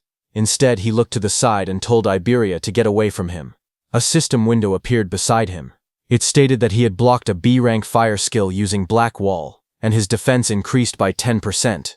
Another window listed his updated stats. Attack 310, Agility 310, Defense 341, Magic 310. Seeing that, Itsuki noted that his defense had increased by 31. He thought to himself that he needed to confirm whether Black Wall's passive effect would activate again if he blocked the same skill more than once. From a distance, one of Kinoshida's fighters pointed at Itsuki in disbelief. He asked how Itsuki was still unscathed, and wondered if that strange ice-like shield was really his ability. He looked around in confusion, saying there wasn't even a water elementalist present, so how could Itsuki use ice skills? Itsuki then stepped forward and raised a finger. His voice was steady as he told the fire user to use that technique one more time, saying that this time he wouldn't block it. Hearing this, the fire user glared angrily at him as flames rose around his hands. He asked if Itsuki was making fun of him. He shouted that Itsuki shouldn't go back on his word. Itsuki calmly replied that he promised. Hearing that, the fire user gathered even more flames. He yelled that he would finish Itsuki for sure this time using his strongest technique. A massive fiery blast formed in front of him as he used his B-rank skill flamethrower, Overheat. Seeing the fireball coming, Itsuki just stood there, unfazed in front of the swirling firestorm. He noted that the power was stronger than before, but it was still just a fire attribute skill. A wave of flames roared forward, engulfing Itsuki and the whole area around him. Seeing that, the fire user pushed both hands out desperately. Another fighter behind him looked shocked and said he was taking things too seriously. But the fire user muttered that the attack's power probably rivaled level 8. Sweat dripped down his face as he felt his magic drain instantly. He thought to himself that this was his ultimate technique. It felt wasteful to use against a level 0, but he declared that the farce would end now. But the next second, the fire user fell back in shock, his eyes wide and sweat dripping down his face. He stared at Itsuki standing calmly before him and shouted that it was impossible. Across from him, Itsuki examined the black ice covering his arm. He muttered to himself, realizing something. When the same skill came from the same target, Blackwall's passive effect no longer activated a second time. With a quiet nod, he said that he understood. He stepped forward confidently. Cracks of heat and smoke spread across the ground as he declared that the verification was over, and now he would finish this. Seeing this, the fire user trembled. He couldn't believe that his ultimate technique had been defeated so easily. Standing beside him, another fire user clenched his burning fists and insisted that he had already figured out the weakness behind the ice skill. He charged in with blazing attacks. Flames burst around him as he unleashed his B-rank skill, Fire Barrage. Fireballs shot toward Itsuki from every direction. Surrounded by heat and swirling flames, he looked unfazed. He asked calmly if they were planning to win just by numbers. His whole body got covered by black ice as a glowing notification appeared, saying Blackwall activated. The explosion of flames erupted across the arena, shaking the ground. The large fire user shouted confidently that even if their opponent had a powerful skill, a level 0's magic capacity was meaningless. He claimed that if they drained all of Itsuki's magic so he couldn't produce water anymore, they would win. As the flames roared, suddenly someone grabbed that large fire user's hand. The fire user's eyes widened in shock as he asked what was happening. He was shocked to see that Itsuki closed the distance between them instantly. Itsuki now chose to fight hand-to-hand because he realized that even after being hit by so many fireballs, the passive effect of the Black Ice Wall skill had only activated once. That large fire user rushed forward, shouting that if speed was Itsuki's strength, then power was his. But Itsuki stared at him calmly and asked if he was truly putting his full strength into this. Itsuki told the fire user that he looked strained, so he would make it easier for him, saying that he pulled the fire user near, and before the fire user could do anything, Itsuki stepped in and kicked him in the face. The blow landed so hard that the fire user's face twisted. He staggered, unable to get up. Itsuki looked down at him calmly. He analyzed the system message, noting that his defense increased by 31, not 34, which meant the calculation was based on his original defense before enhancement. Just then, another window appeared showing that he had blocked a B-rank fire skill, gaining a 10% defense boost. His total defense now stood at 3110, with an additional 62 from Blackwall. Turning away, Itsuki noticed two lightning users standing nearby. He muttered to himself that lightning elementals were perfect targets and decided to increase Thunderbreaker's passive effect next. Seeing Itsuki, those two lightning users panicked. Watching both of their allies fall, they shouted that Itsuki's stats must be fake. One of them cried out that they should run. Itsuki glanced back with cold eyes and asked if they really thought they could escape. The two lightning fighters roared in desperation. Lightning burst around their bodies as they charged at Itsuki, yelling that this wasn't a fire attribute, and the same trick wouldn't work. Their combined skill, C-rank Silver Serpent, activated in a surge of electricity. As the lightning attack hit Itsuki, a system message appeared again, showing that Itsuki had absorbed the C-rank lightning skill with Thunderbreaker, raising his agility by 5% twice in a row. His new stats displayed. Attack increased to 310, his agility to 341, defense to 372, and his magic to 310. Making his total 133 points. Instructor Haiten, watching from the control room, was shaken. He realized that Itsuki before him was defeating awakened individuals several levels higher than himself, and he was doing it as if it were nothing. On the battlefield, Itsuki stood calmly among unconscious enemies, lightning wrapping around his body. Instructor Haiten, watching him, trembled and wondered what kind of monster he was facing. Itsuki analyzed the situation. He thought about how Thunderbreaker's passive effect worked the same as Blackwall. It only increased once for the same skill coming from the same target. Nearby, Iberia checked the fallen enemies and was surprised to see that everyone had been knocked out. He admitted that he expected a difficult battle, but never imagined Itsuki would be this strong. Just then, one of the fire users who was badly injured asked from behind what ability Itsuki was using. His voice shook as he shouted, insisting that Itsuki wasn't level 0 at all. Hearing the fire user ask who they were, Iberia stepped forward with a grin. Seeing that, Itsuki realized that Iberia was going to do something. Iberia looked back as his smile widened. He proudly declared that together they were Double I, and that one day they would become the strongest duo on the northern continent. He told the fire user to remember them. but before he could finish his proud introduction, Itsuki cut him off and said they should stop talking and chase Kinoshita. Iberia flailed in frustration, shouting that what he was going to say next was the good part of his speech. From the side, the fire user whispered, double I to himself in disbelief. He muttered that it sounded lame. On the other hand, Kinoshita, who was running at full speed surrounded by crackling purple energy, noticed the commotion. He assumed that the level 0 participant was probably being beaten badly by now. But then he hesitated. He remembered the crossbow he had seen on Itsuki earlier. It had definitely belonged to Charles. He told himself that he needed to investigate later because he knew that, other than the saviors, there shouldn't be many people on the northern continent capable of capturing Charles. While he was lost in thought, something in flames passed him. It was another participant who shot into the sky. Kinoshita's eyes widened in surprise as the fiery trail blurred past his face. That brown-haired participant, moving with extreme confidence, smirked as he rushed forward. He thought to himself that he had passed another opponent with ease and had overtaken yet another one. Unlike the brute force types, he considered himself someone who specialized in pure speed. But before he could enjoy that pride, a violent surge of purple lightning hit him from behind. It swallowed him completely. The brown-haired boy screamed as the electricity tore through his body. He crashed onto the ground, coughing out smoke. Still stunned, he muttered in disbelief, wondering how an attack managed to hit him even while he was running at full speed. He struggled to understand who could possibly land such a blow. Just then, a shadow appeared behind him, followed by a sharp kick, smashing that brown-haired boy's head into the ground. It was Kinoshita, wrapped in purple lightning, stepping forward. He looked down coldly and declared that this was what happened when someone dared to run ahead of him.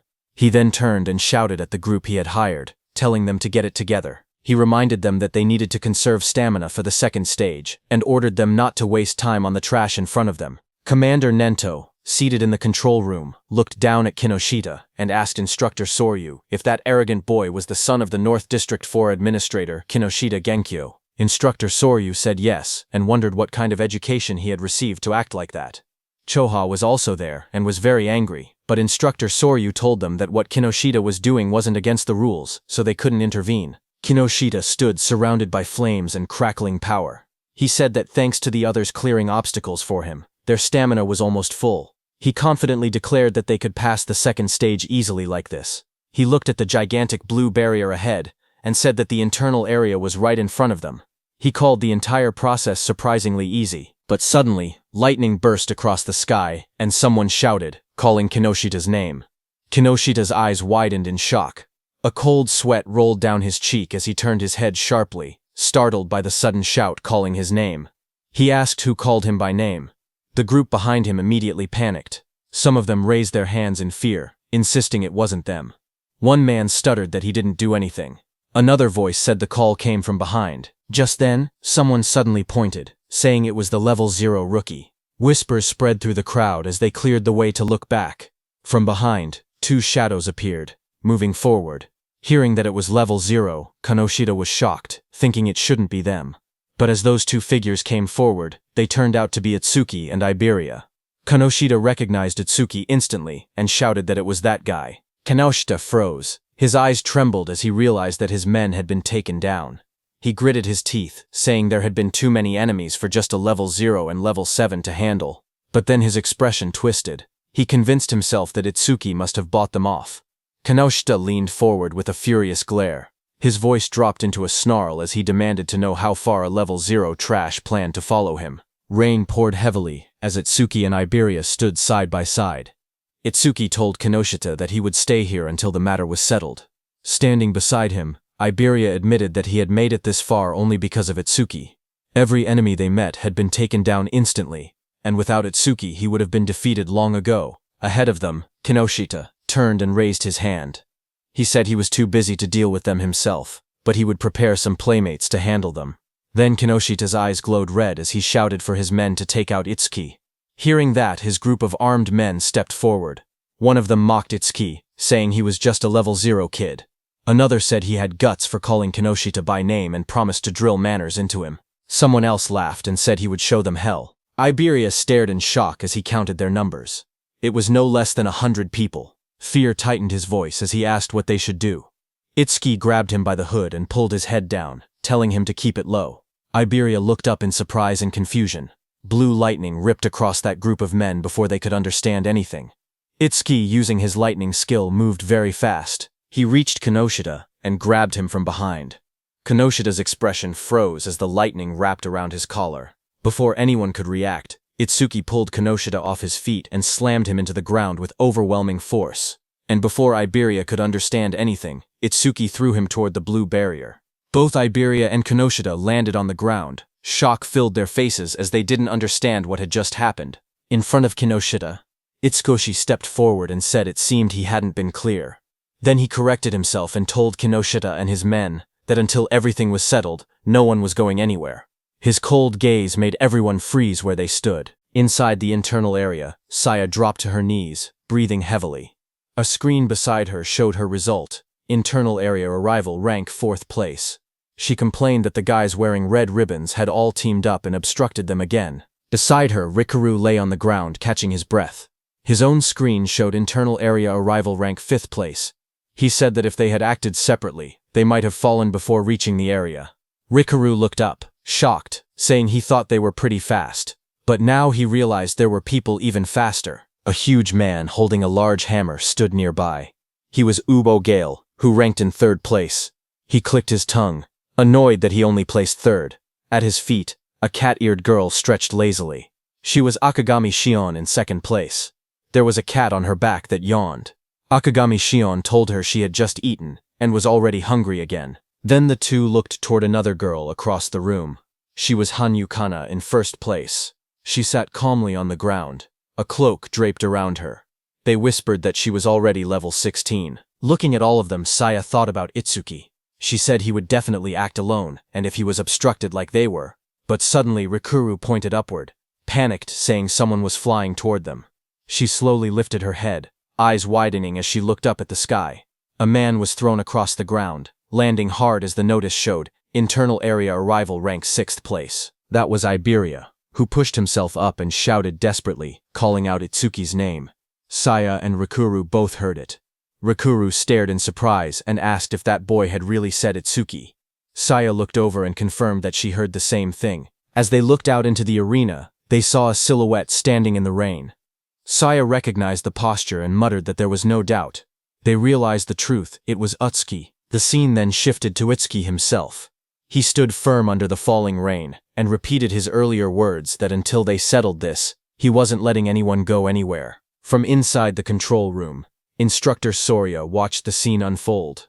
He noted that the rookie was only 1 step away from entering the internal area. He wondered why he was so focused on Kinoshita Reiji. Choha watched Itsuki with a worried expression. Sweat slid down her cheek as she looked toward the scene in front of her. Instructor Soria then turned to Instructor Heiton beside him and told him calmly to help Itsuki if things became dangerous. But Instructor Heiton's eyes widened slightly as he looked at Itsuki. He muttered the name Tenma Itsuki, remembering how, just moments earlier, Itsuki had moved with incredible speed. He admitted to himself that he wasn't sure he could have done something like that at the same age. Far away, under the rain, Kinoshita was furious. He spoke with frustration, saying that Itsuki kept interfering again and again, so he warned Itsuki to prepare himself. He lifted his gaze, and his voice grew heavier. He said that what was about to begin wasn't just a battle, it was complete subjugation. Across the field, a huge group of fighters stepped forward through the rain. Their eyes glowed red as they surrounded Itsuki. Kinoshita's voice explained what it meant, a 100-on-1 group attack. The moment rain slid down his face, Itsuki's eyes narrowed with cold determination. Passing the preliminaries didn't matter anymore. Right now, his top priority was avenging Choka. Across the field, Kinoshita screamed with bloodshot eyes. He pointed forward and yelled for everyone to kill Itsuki.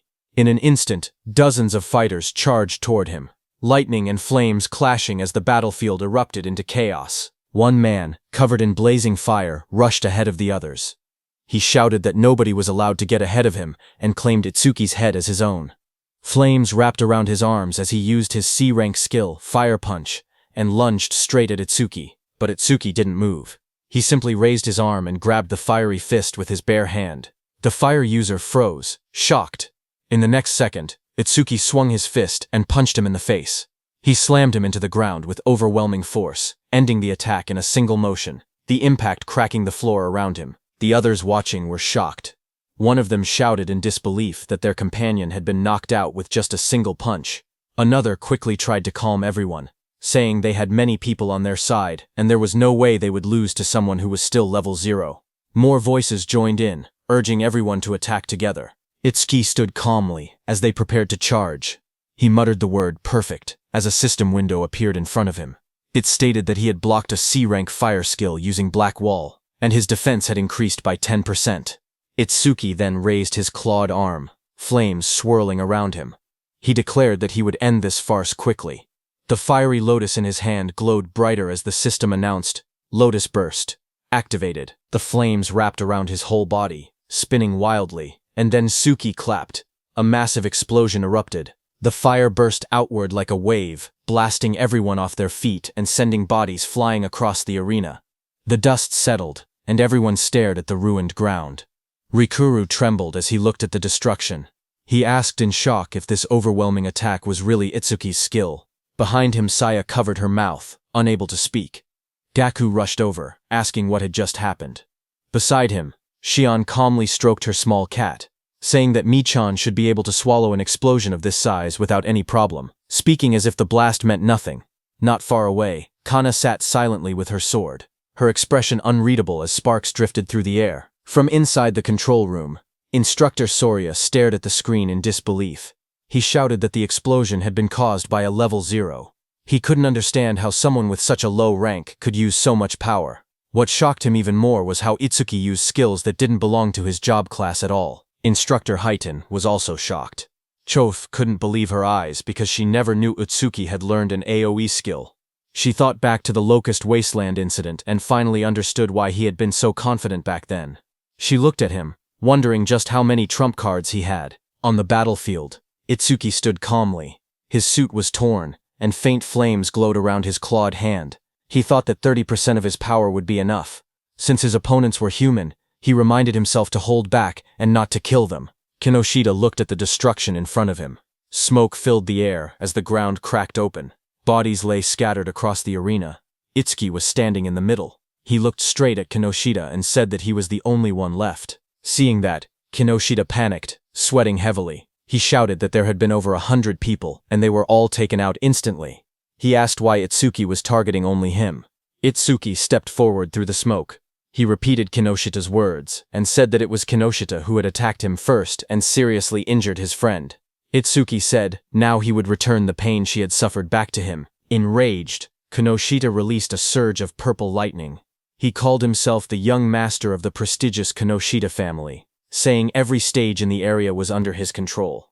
He bragged that with his family's karma stones, he could reach levels commoners would never achieve without even fighting disaster beasts. He raised his crackling hand and shouted that he and Itsuki were on completely different levels, and that he would definitely kill him. Purple lightning gathered as he unleashed his B-rank skill, Lightning Cannon, purple, but at the same moment, Itsuki's system activated. It detected the skill, and Overmimus started copying it.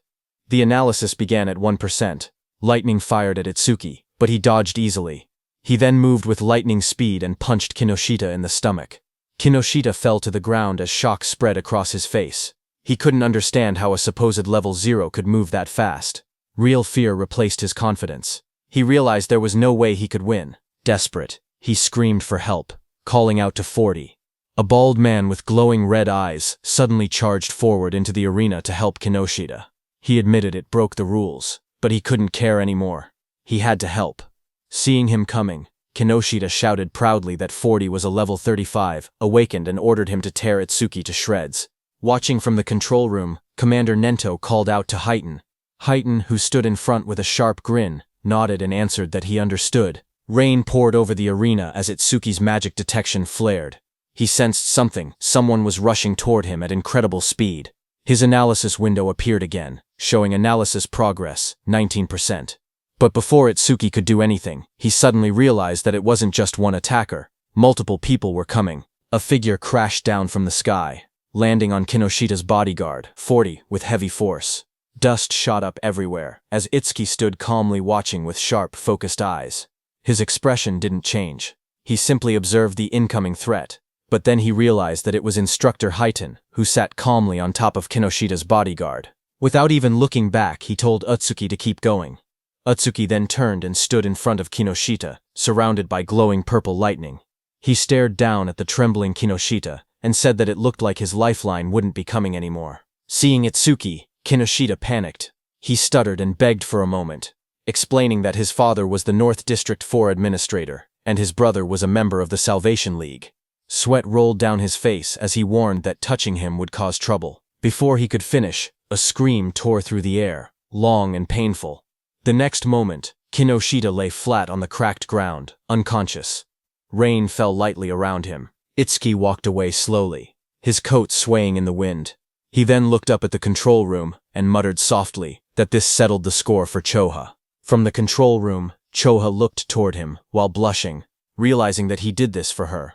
Instructor Soria was surprised to see that Itsuki had really beaten Kinoshita Reiji, but he wondered why Itsuki was suddenly looking their way. Meanwhile, the system window showed Itsuki that his analysis was at 99%. He thought to himself that if he paused it now, he could reset his condition once during the second stage. He stopped the analysis just before completion. Just then, from the internal area, Saya shouted Itsuki's name. Hearing her voice, Itsuki froze for a moment. His eyes widened as he recognized it. He turned slowly toward the sound. He whispered her name, Saya. As he saw her standing in the internal area with Rikuru and Iberia, Saya stood in the rain, holding her arm as the cold wind hit her. She looked up and softly asked Itsuki to hurry inside. She told him he would catch a cold if he stayed out any longer. As Itsuki came inside the internal area, Saya smiled gently and said it had been a while. In front of her stood Itsuki, whose arrival rank in the internal area was 7th place. Just then, suddenly, Rikuru and Iberia rushed toward Itsuki, shouting his name. Rikuru cried that he wanted to see him, calling him a bastard out of frustration and relief. Both of them hugged him tightly, crying that they were glad he was safe. But when both of them saw each other hugging Itsuki, they glared at each other. Rikuru demanded to know who he thought he was, crying on Itsuki like that. Iberia pointed at himself in confusion, asking who he was. With a proud grin, Iberia raised his fist and declared that he was Itsuki's partner. Hearing that, Rikuru shouted angrily at Itsuki, saying he never heard about him teaming up with someone else. He called him a traitor. Saya looked at them with surprise, while Itsuki stood quietly beside them. Soria thought it was rare for Itsuki to make friends. Iberia and Rikuru started arguing. Iberia asked how Itsuki was a traitor and whether Rikuru had been in a duo with him. He demanded to know their duo name. Rikuru yelled back, asking why a duo name even mattered, and saying they weren't kids. He then asked if they themselves had a duo name. Iberia immediately puffed up with confidence and said, "Of course." Hearing that, Rikuru asked him to say it. Itsuki, watching from the side, quietly whispered for Iberia not to say it, but Iberia's eyes shone dramatically as he proudly announced the duo name, Double I. He insisted it took a lot of effort to come up with it. Hearing that, Rikuru fell to the ground laughing, saying Double I sounded lame. Iberia became frustrated and shouted that it was a good duo name. Just then, Instructor Soria walked out onto the high platform. He announced that 500 people had reached the internal area, and those who had not arrived were eliminated. He said the second stage would begin shortly. He told them that in the second stage they would fight disaster beasts alone in the trial grounds for 1 hour. Hearing that, Rikuru got very excited, saying finally it was the second stage. But Iberia was shocked when he heard that he had to be alone in the second level. A wide smile appeared on Instructor Heighten's face when he heard that the second stage was finally here. He had been looking forward to it. He looked at the top 7 participants, wondering what they had got. These 7 participants were Kana at first stage rank 1st, Shion at first stage rank 2nd, Gaku at first stage rank 3rd, Saya at first stage rank 4th, Rikuru at first stage rank 5th, Iberia at first stage rank 6th, and Itsuki at first stage rank 7th. Then sometime later, as the large metal structure stood in the center, countless participants gathered around it from all sides. Itsuki and the others walked toward the entrance. Rikuru looked up and asked if the second stage venue was inside the building. Iberia said that this place felt gloomy and scary. Rikuru asked Itsuki that it had been a while, and he was still at level 0. He asked if his level was still fixed at level 0. Itsuki quietly answered yes. He then asked how Itsuki became stronger if his stats never increased. Iberia agreed, saying he was also curious why Okuki was so strong despite being level 0. Okuki looked away awkwardly and said his teacher told him not to tell people. Saya reminded them that they learned in class that order breaker skills were state secret level. She told Ikuki he didn't have to deal with the questions. Then suddenly, far ahead, the instructors and Commander Nento, along with Choha, appeared. They walked forward with serious expressions. Instructor Soria asked if everyone was ready. Hearing that, Iberia suddenly stiffened in shock, turning his head sharply. Up on the raised platform stood several well-known figures. Someone in the crowd whispered that the man in front was Fujiwara Soryu, the one who oversaw the national tournament every year. Another person explained that the muscular man beside him was Hitin Akira, a war veteran known for having the strongest physique. They also pointed out the masked individual, and called him the legendary Izumi Nento. The murmurs spread as people recognized them as all legends. Instructor Soria then stepped forward and began speaking. He announced that he would now explain the second stage rules, and told everyone to listen carefully. He continued, saying that various disaster beasts would appear in the trial grounds and kill points would differ based on difficulty. A screen appeared showing the values. A hard-class disaster beast gave 1,000 kill points. Another screen listed the full chart. Beginner class, 100. Normal class, 500. Hard class, 1,000. And nightmare class, 5,000 points. He explained that after defeating each disaster beast, participants would receive a 1-minute break before being forced to advance to the next difficulty. Hearing that, Gaku, holding a long staff, smirked confidently. He declared that he would go straight to nightmare class. A status window appeared beside him displaying his information. He was the Gaku, human. Level 13, Job at Elementalist, Earth Gift. Grade 2. Status, undisclosed. Just then, Itsuki stepped forward slowly, his voice low as he said that he had a question. Seeing that, from around him, several contestants whispered among themselves.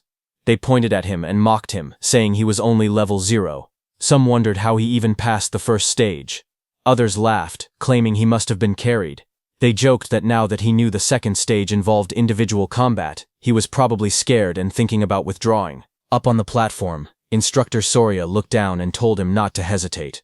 He could ask anything. Itsuki raised his head and asked calmly if Nightmare class was the highest difficulty. His question made several people freeze. Instructor Soria and Instructor Heiton both looked surprised. Heiton even grinned with interest. But in the crowd, the mocking continued. Some said he was acting tough. They whispered that if a level 0 encountered a Nightmare class disaster beast, he wouldn't stand a chance. Others scoffed, saying he couldn't even beat a beginner class beast. One of them clicked his tongue, calling him trash who only talked big. Instructor Soria then explained further. He said that theoretically, there was no upper limit to disaster beast difficulty. He told them they would understand once they actually defeated a Nightmare class beast. Hearing this, Itsuki's expression darkened as he repeated that there was no upper limit. Rikuru told Itsuki that thinking about such things was pointless, because Nightmare class required at least level 10, and defeating a hard class would already be amazing for them. Instructor Soria continued explaining the rules. He said that points earned in the preliminaries carried over to the main tournament. In other words, today's performance would greatly affect whether they could join the Salvation League in the future. Down below, hearing that the points earned here would also become points in the main tournament, Rikuru got very excited, but Iberia got nervous, thinking he had no choice but to use that thing. Itsuki watched silently. He thought about Tiwajin's record of 115,000 points, which included what he earned in the preliminaries. To surpass him, Itsuki believed he needed to take advantage of this opportunity. Soon, the order was given.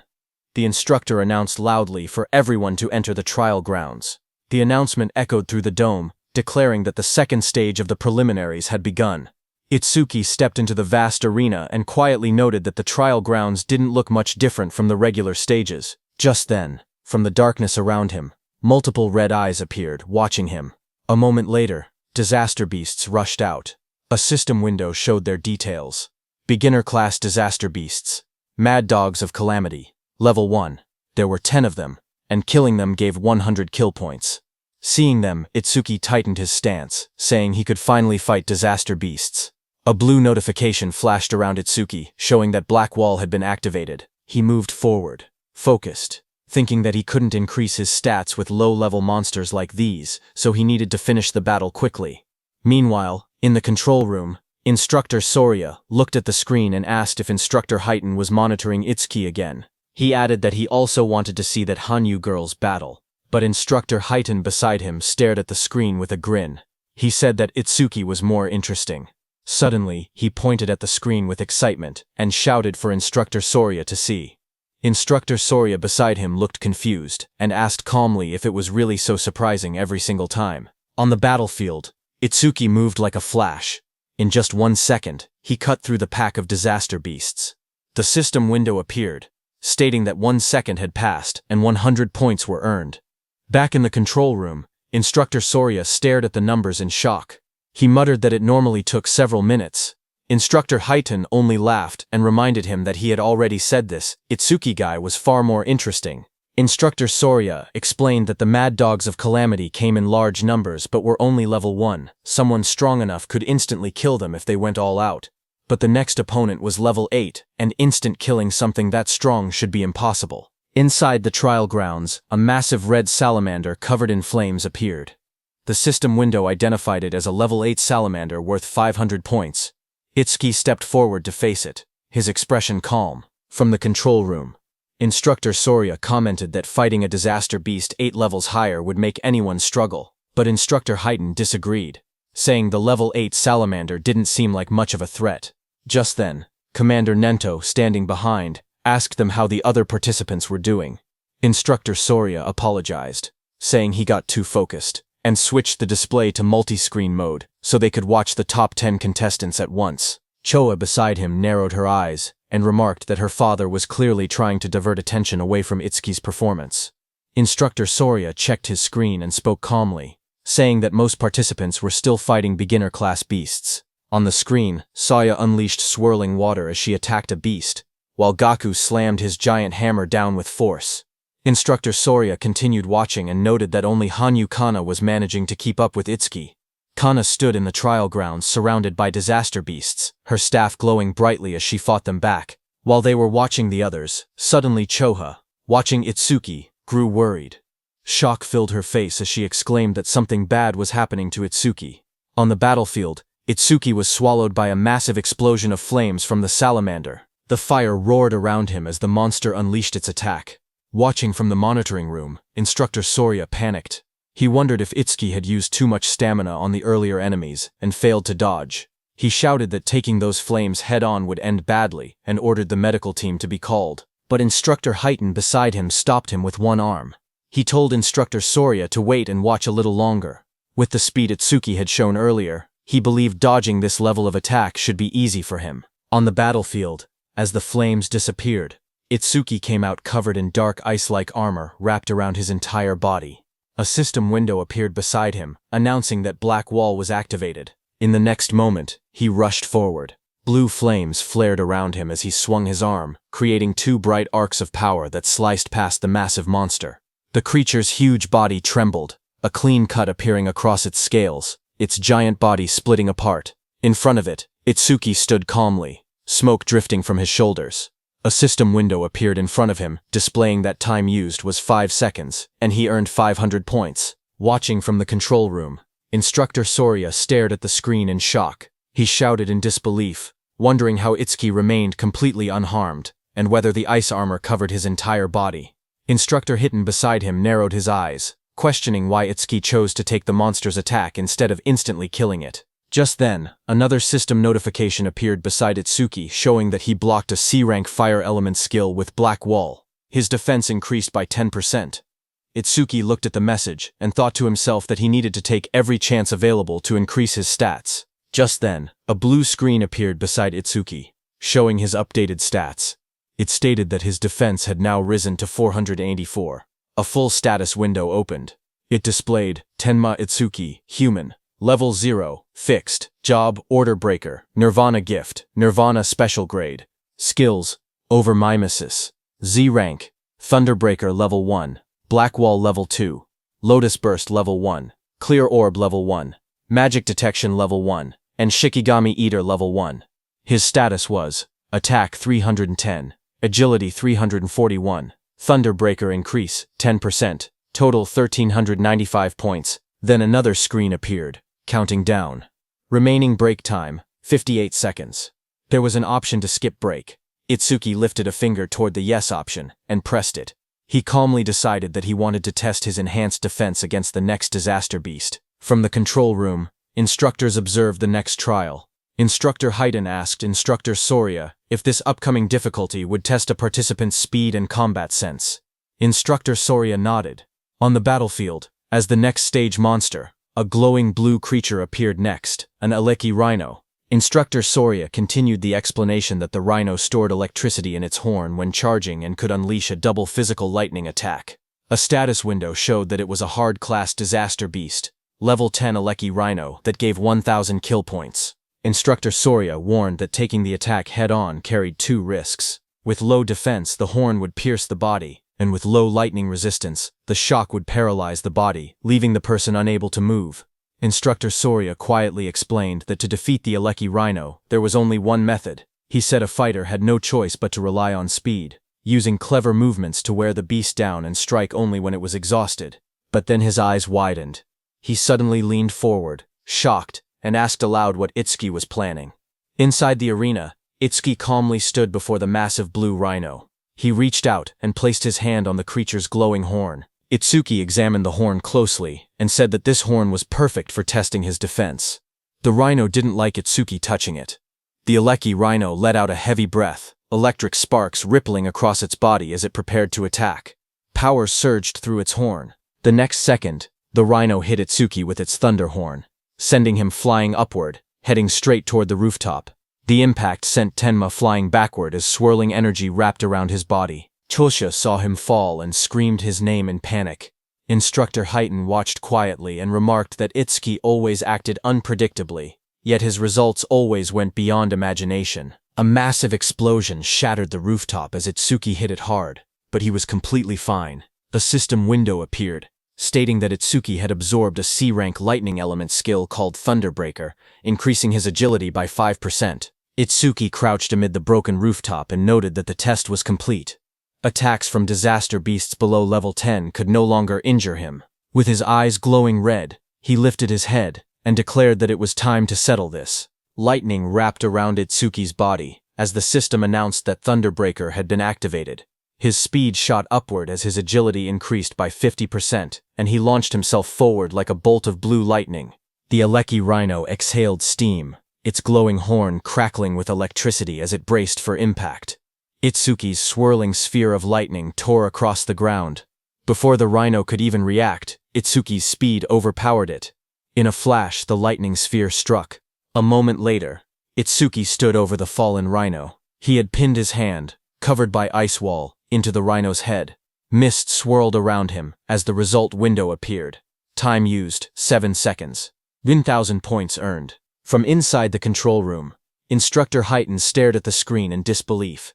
He said that the total time Itsuki used so far was under 15 seconds. He laughed, saying Itsuki was even faster than he had been in his youth, and it still didn't look like Itsuki was using his full power. But then Instructor Soria narrowed his eyes, his tone shifting. He said softly that what came next was on a completely next level. Its sharp claws moved swiftly, slicing enemies into shreds. Iron chains shot out, and a giant mouth opened wide, ready to swallow everything. The creature's massive body was covered in a rigid, armor-like exoskeleton. Instructor Soria explained that a ferocious disaster beast possessed all these traits. It was the most powerful creature in the preliminaries, and the greatest goal for every participant. A system window appeared, showing the identity of the monster. Nightmare-class disaster beast, Inferno Giant. Level 15. Kill points 5,000. The giant charged forward with a roar as chains rattled around its body. Seeing that, Itsuki raised his hand and purple energy gathered around his hand. A system notification came, saying his skill Clear Orb activated. The next second, a beam of dark purple energy shot forward, striking the giant. The impact tore through its body. Itsuki lowering his hand after using his skill. A system window appeared below him. It announced that the Inferno Giant, level 15, had been defeated, and the Clear Orb's flight speed had increased by 200%. Inside the control room, both instructors and Commander Nento stood frozen. Their eyes widened in shock as they stared at the screen. The remains of the Inferno Giant lay on the ground as Itsuki stood beside it. A system window appeared soon, saying that Clear Orb flight speed was 9 meters per second, and its flight speed increase was 900%. On the giant display screen, Itsuki's face appeared, telling the instructors that he would now move on to the next stage. Instructor Soria watched in disbelief that even the Nightmare-class Inferno Giant had been instantly killed. Just then, a new window flashed as Itsuki killed another beast. It showed that time used was 3 seconds, and he earned 5,000 points. On the other hand, a massive beast with glowing red eyes opened its jaws wide to attack, but a torrent of blue energy burst out like a violent stream and killed it. A system window appeared, announcing that a C-rank skill, Water Bullet, had been activated. The one who used that skill to kill the beast was Saya. She stepped forward with her fingers pointed like a gun, as water swirled around her hand. She told herself that if she defeated the remaining 2 monsters, she could advance to normal class. Another window displayed her current status. Beginner class clear progress, 80%. On the other side, Gaku faced a giant monster. Flames burned beside him as he spoke confidently. He said that since the other person skipped the break time, he would definitely reach normal class first. His panel showed, normal class clear progress, 0%. Meanwhile, Hanyu Kana stood atop a defeated creature, surrounded by bright green magic. She said she needed to recover the magic she used before moving on. Her window displayed, normal class clear progress, 100%. Just then, there was an announcement saying, Nightmare class clear confirmed. Time used, 21 seconds. Rank first. Hearing the notification, Saya reacted first. She said the one who finished must be Itsukoi. Gaku was shocked, shouting that someone finished faster than him and wondering if it was Hanyu. Hanyu remained silent, only staring calmly ahead. On the other hand, Itsuki stood on the cracked ground and pointed forward. In a calm voice, he told the inspectors to move on. Inside the control room, Instructor Soria stared at the screen in shock. He couldn't believe that the level 15 Inferno Giant had been instant killed. He questioned how something could pierce through its armor and wondered what that black sphere was. Instructor Heighten grinned and told Instructor Soria to raise the difficulty, saying he wanted to see how far Itsuki could go. A new system message appeared, showing Nightmare Class Phase 2 starting. Now, 2 level 15 Inferno Giants would appear, and they would give 10,000 kill points. Itsuki looked up as the 2 giant monsters appeared. He said he had been expecting something, but the challenge had only increased in number. Both Inferno Giants roared as they charged. Their bodies blurred as they rushed forward. Itsuki watched them calmly. He lifted his hand again, and said that while one of them was still roaring, he might as well take care of one first. Purple energy wrapped around his arm as he prepared to attack. The clear orb activated, glowing as one Inferno Giant was struck down. The system window appeared, announcing that the level 15 Inferno Giant had been defeated, and the clear orb's flight speed had increased by 200%. Another window followed, showing the orb's speed, 11 meters per second, with its total increase reaching 1100%. From the control room, Instructor Soria stared in shock. He shouted that it was another one-hit kill, and questioned what that strange sphere was. He wondered aloud if there was no limit to how many of those spheres could exist. Instructor Heighten stepped forward, watching the screen closely. He admitted that Itsuki's skill was extremely powerful, but warned that it carried a fatal flaw. Instructor Soria beside him turned slightly and asked what flaw he meant. Back inside the battlefield, the remaining Inferno Giant crashed down in front of Itsuki. Dust exploded upward as the huge creature roared with glowing red eyes. Itsuki looked at the charging beast and muttered that its speed was faster than any disaster beast he had ever encountered. Watching from the control room, Instructor Heighten explained that Inferno Giants were often mistaken for being slow because of their large bodies. But that assumption was wrong. Instructor Soria asked what he was trying to say. At that moment, Itsuki moved forward. Purple energy wrapped around Itsuki's arm as he aimed. His eyes glowed sharply, and dark cracks of power spread around him. A system window appeared, announcing that the clear orby skill was activated. Itsuki shot, and at the same moment, the Inferno Giant rushed toward him with chains rattling and red light burning in its skull. At the same time, Instructor Heighten explained the Inferno Giant's traits. He said that as a racial trait, the Giants had no magic power, but their other stats were greatly enhanced. Despite their huge bodies, they were technically a speed-type race. Just as he said that, on the battlefield the Inferno Giant moved to the side with lightning speed and dodged Itsuki's clear orb. A glowing window displayed its information. Inferno Giant of the Giant Tribe, level 15, unable to use magic, but all other stats raised by 25%. Its attack, agility, and defense numbers flashed on the screen. Itsuki stared in shock. He couldn't believe that such a big monster moved that fast and dodged his attack. Back in the control room, Instructor Heaton analyzed the situation. He said Itsuki's black ball caused massive damage but wasn't actually very fast. Itsuki had taken advantage of the giant's habit of roaring before fighting to catch the first ones off guard. He added that Itsuki clearly had good combat sense, but if he couldn't increase the black ball's flight speed, he wouldn't be able to advance any further. As he said that, the Inferno Beast charged at Itsuki with overwhelming force to punch. The Inferno Giant hit Itsuki with so much power that Itsuki's body shot forward like a cannonball, tearing across the battlefield and smashing into the ground with explosive impact.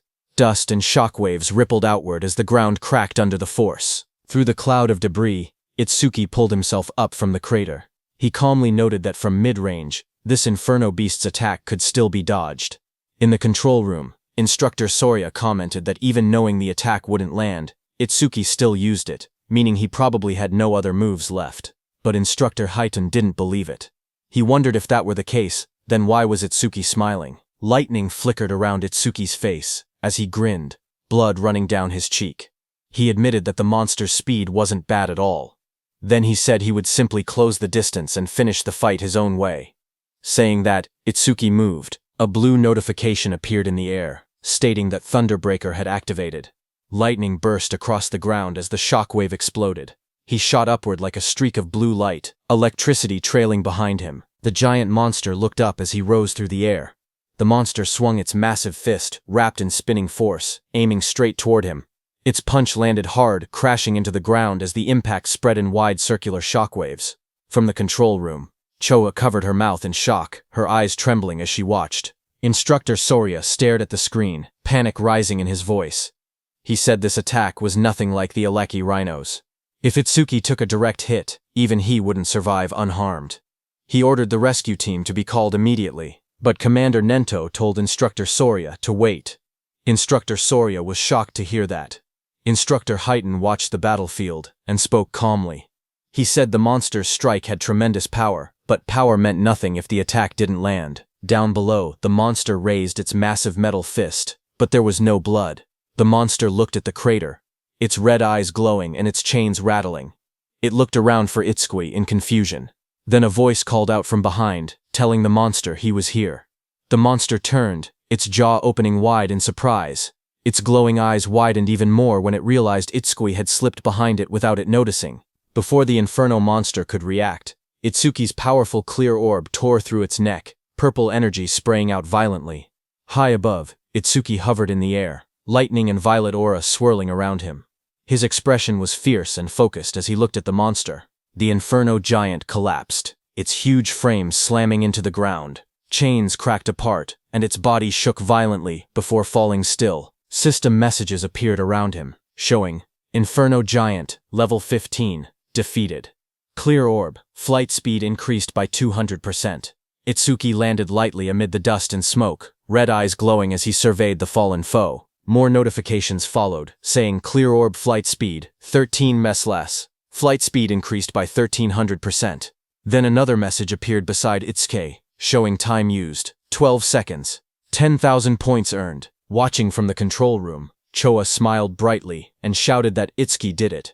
Instructor Soria, watching from the side, commented that it was rare to see Choa so fired up. Hearing that, Choa started blushing.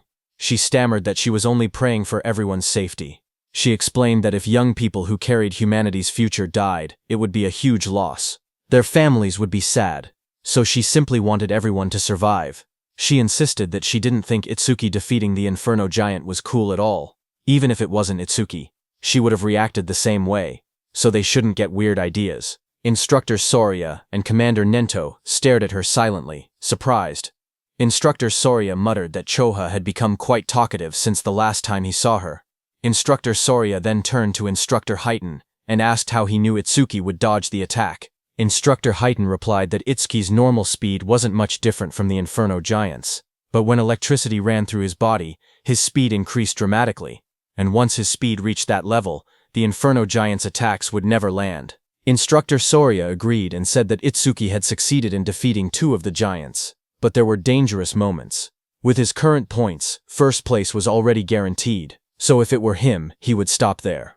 But Tenma was aiming higher. He was thinking about surpassing Teiwaijin, humanity's strongest. Itsuki raised his hand and got ready. shouting that he couldn't stop even for a second.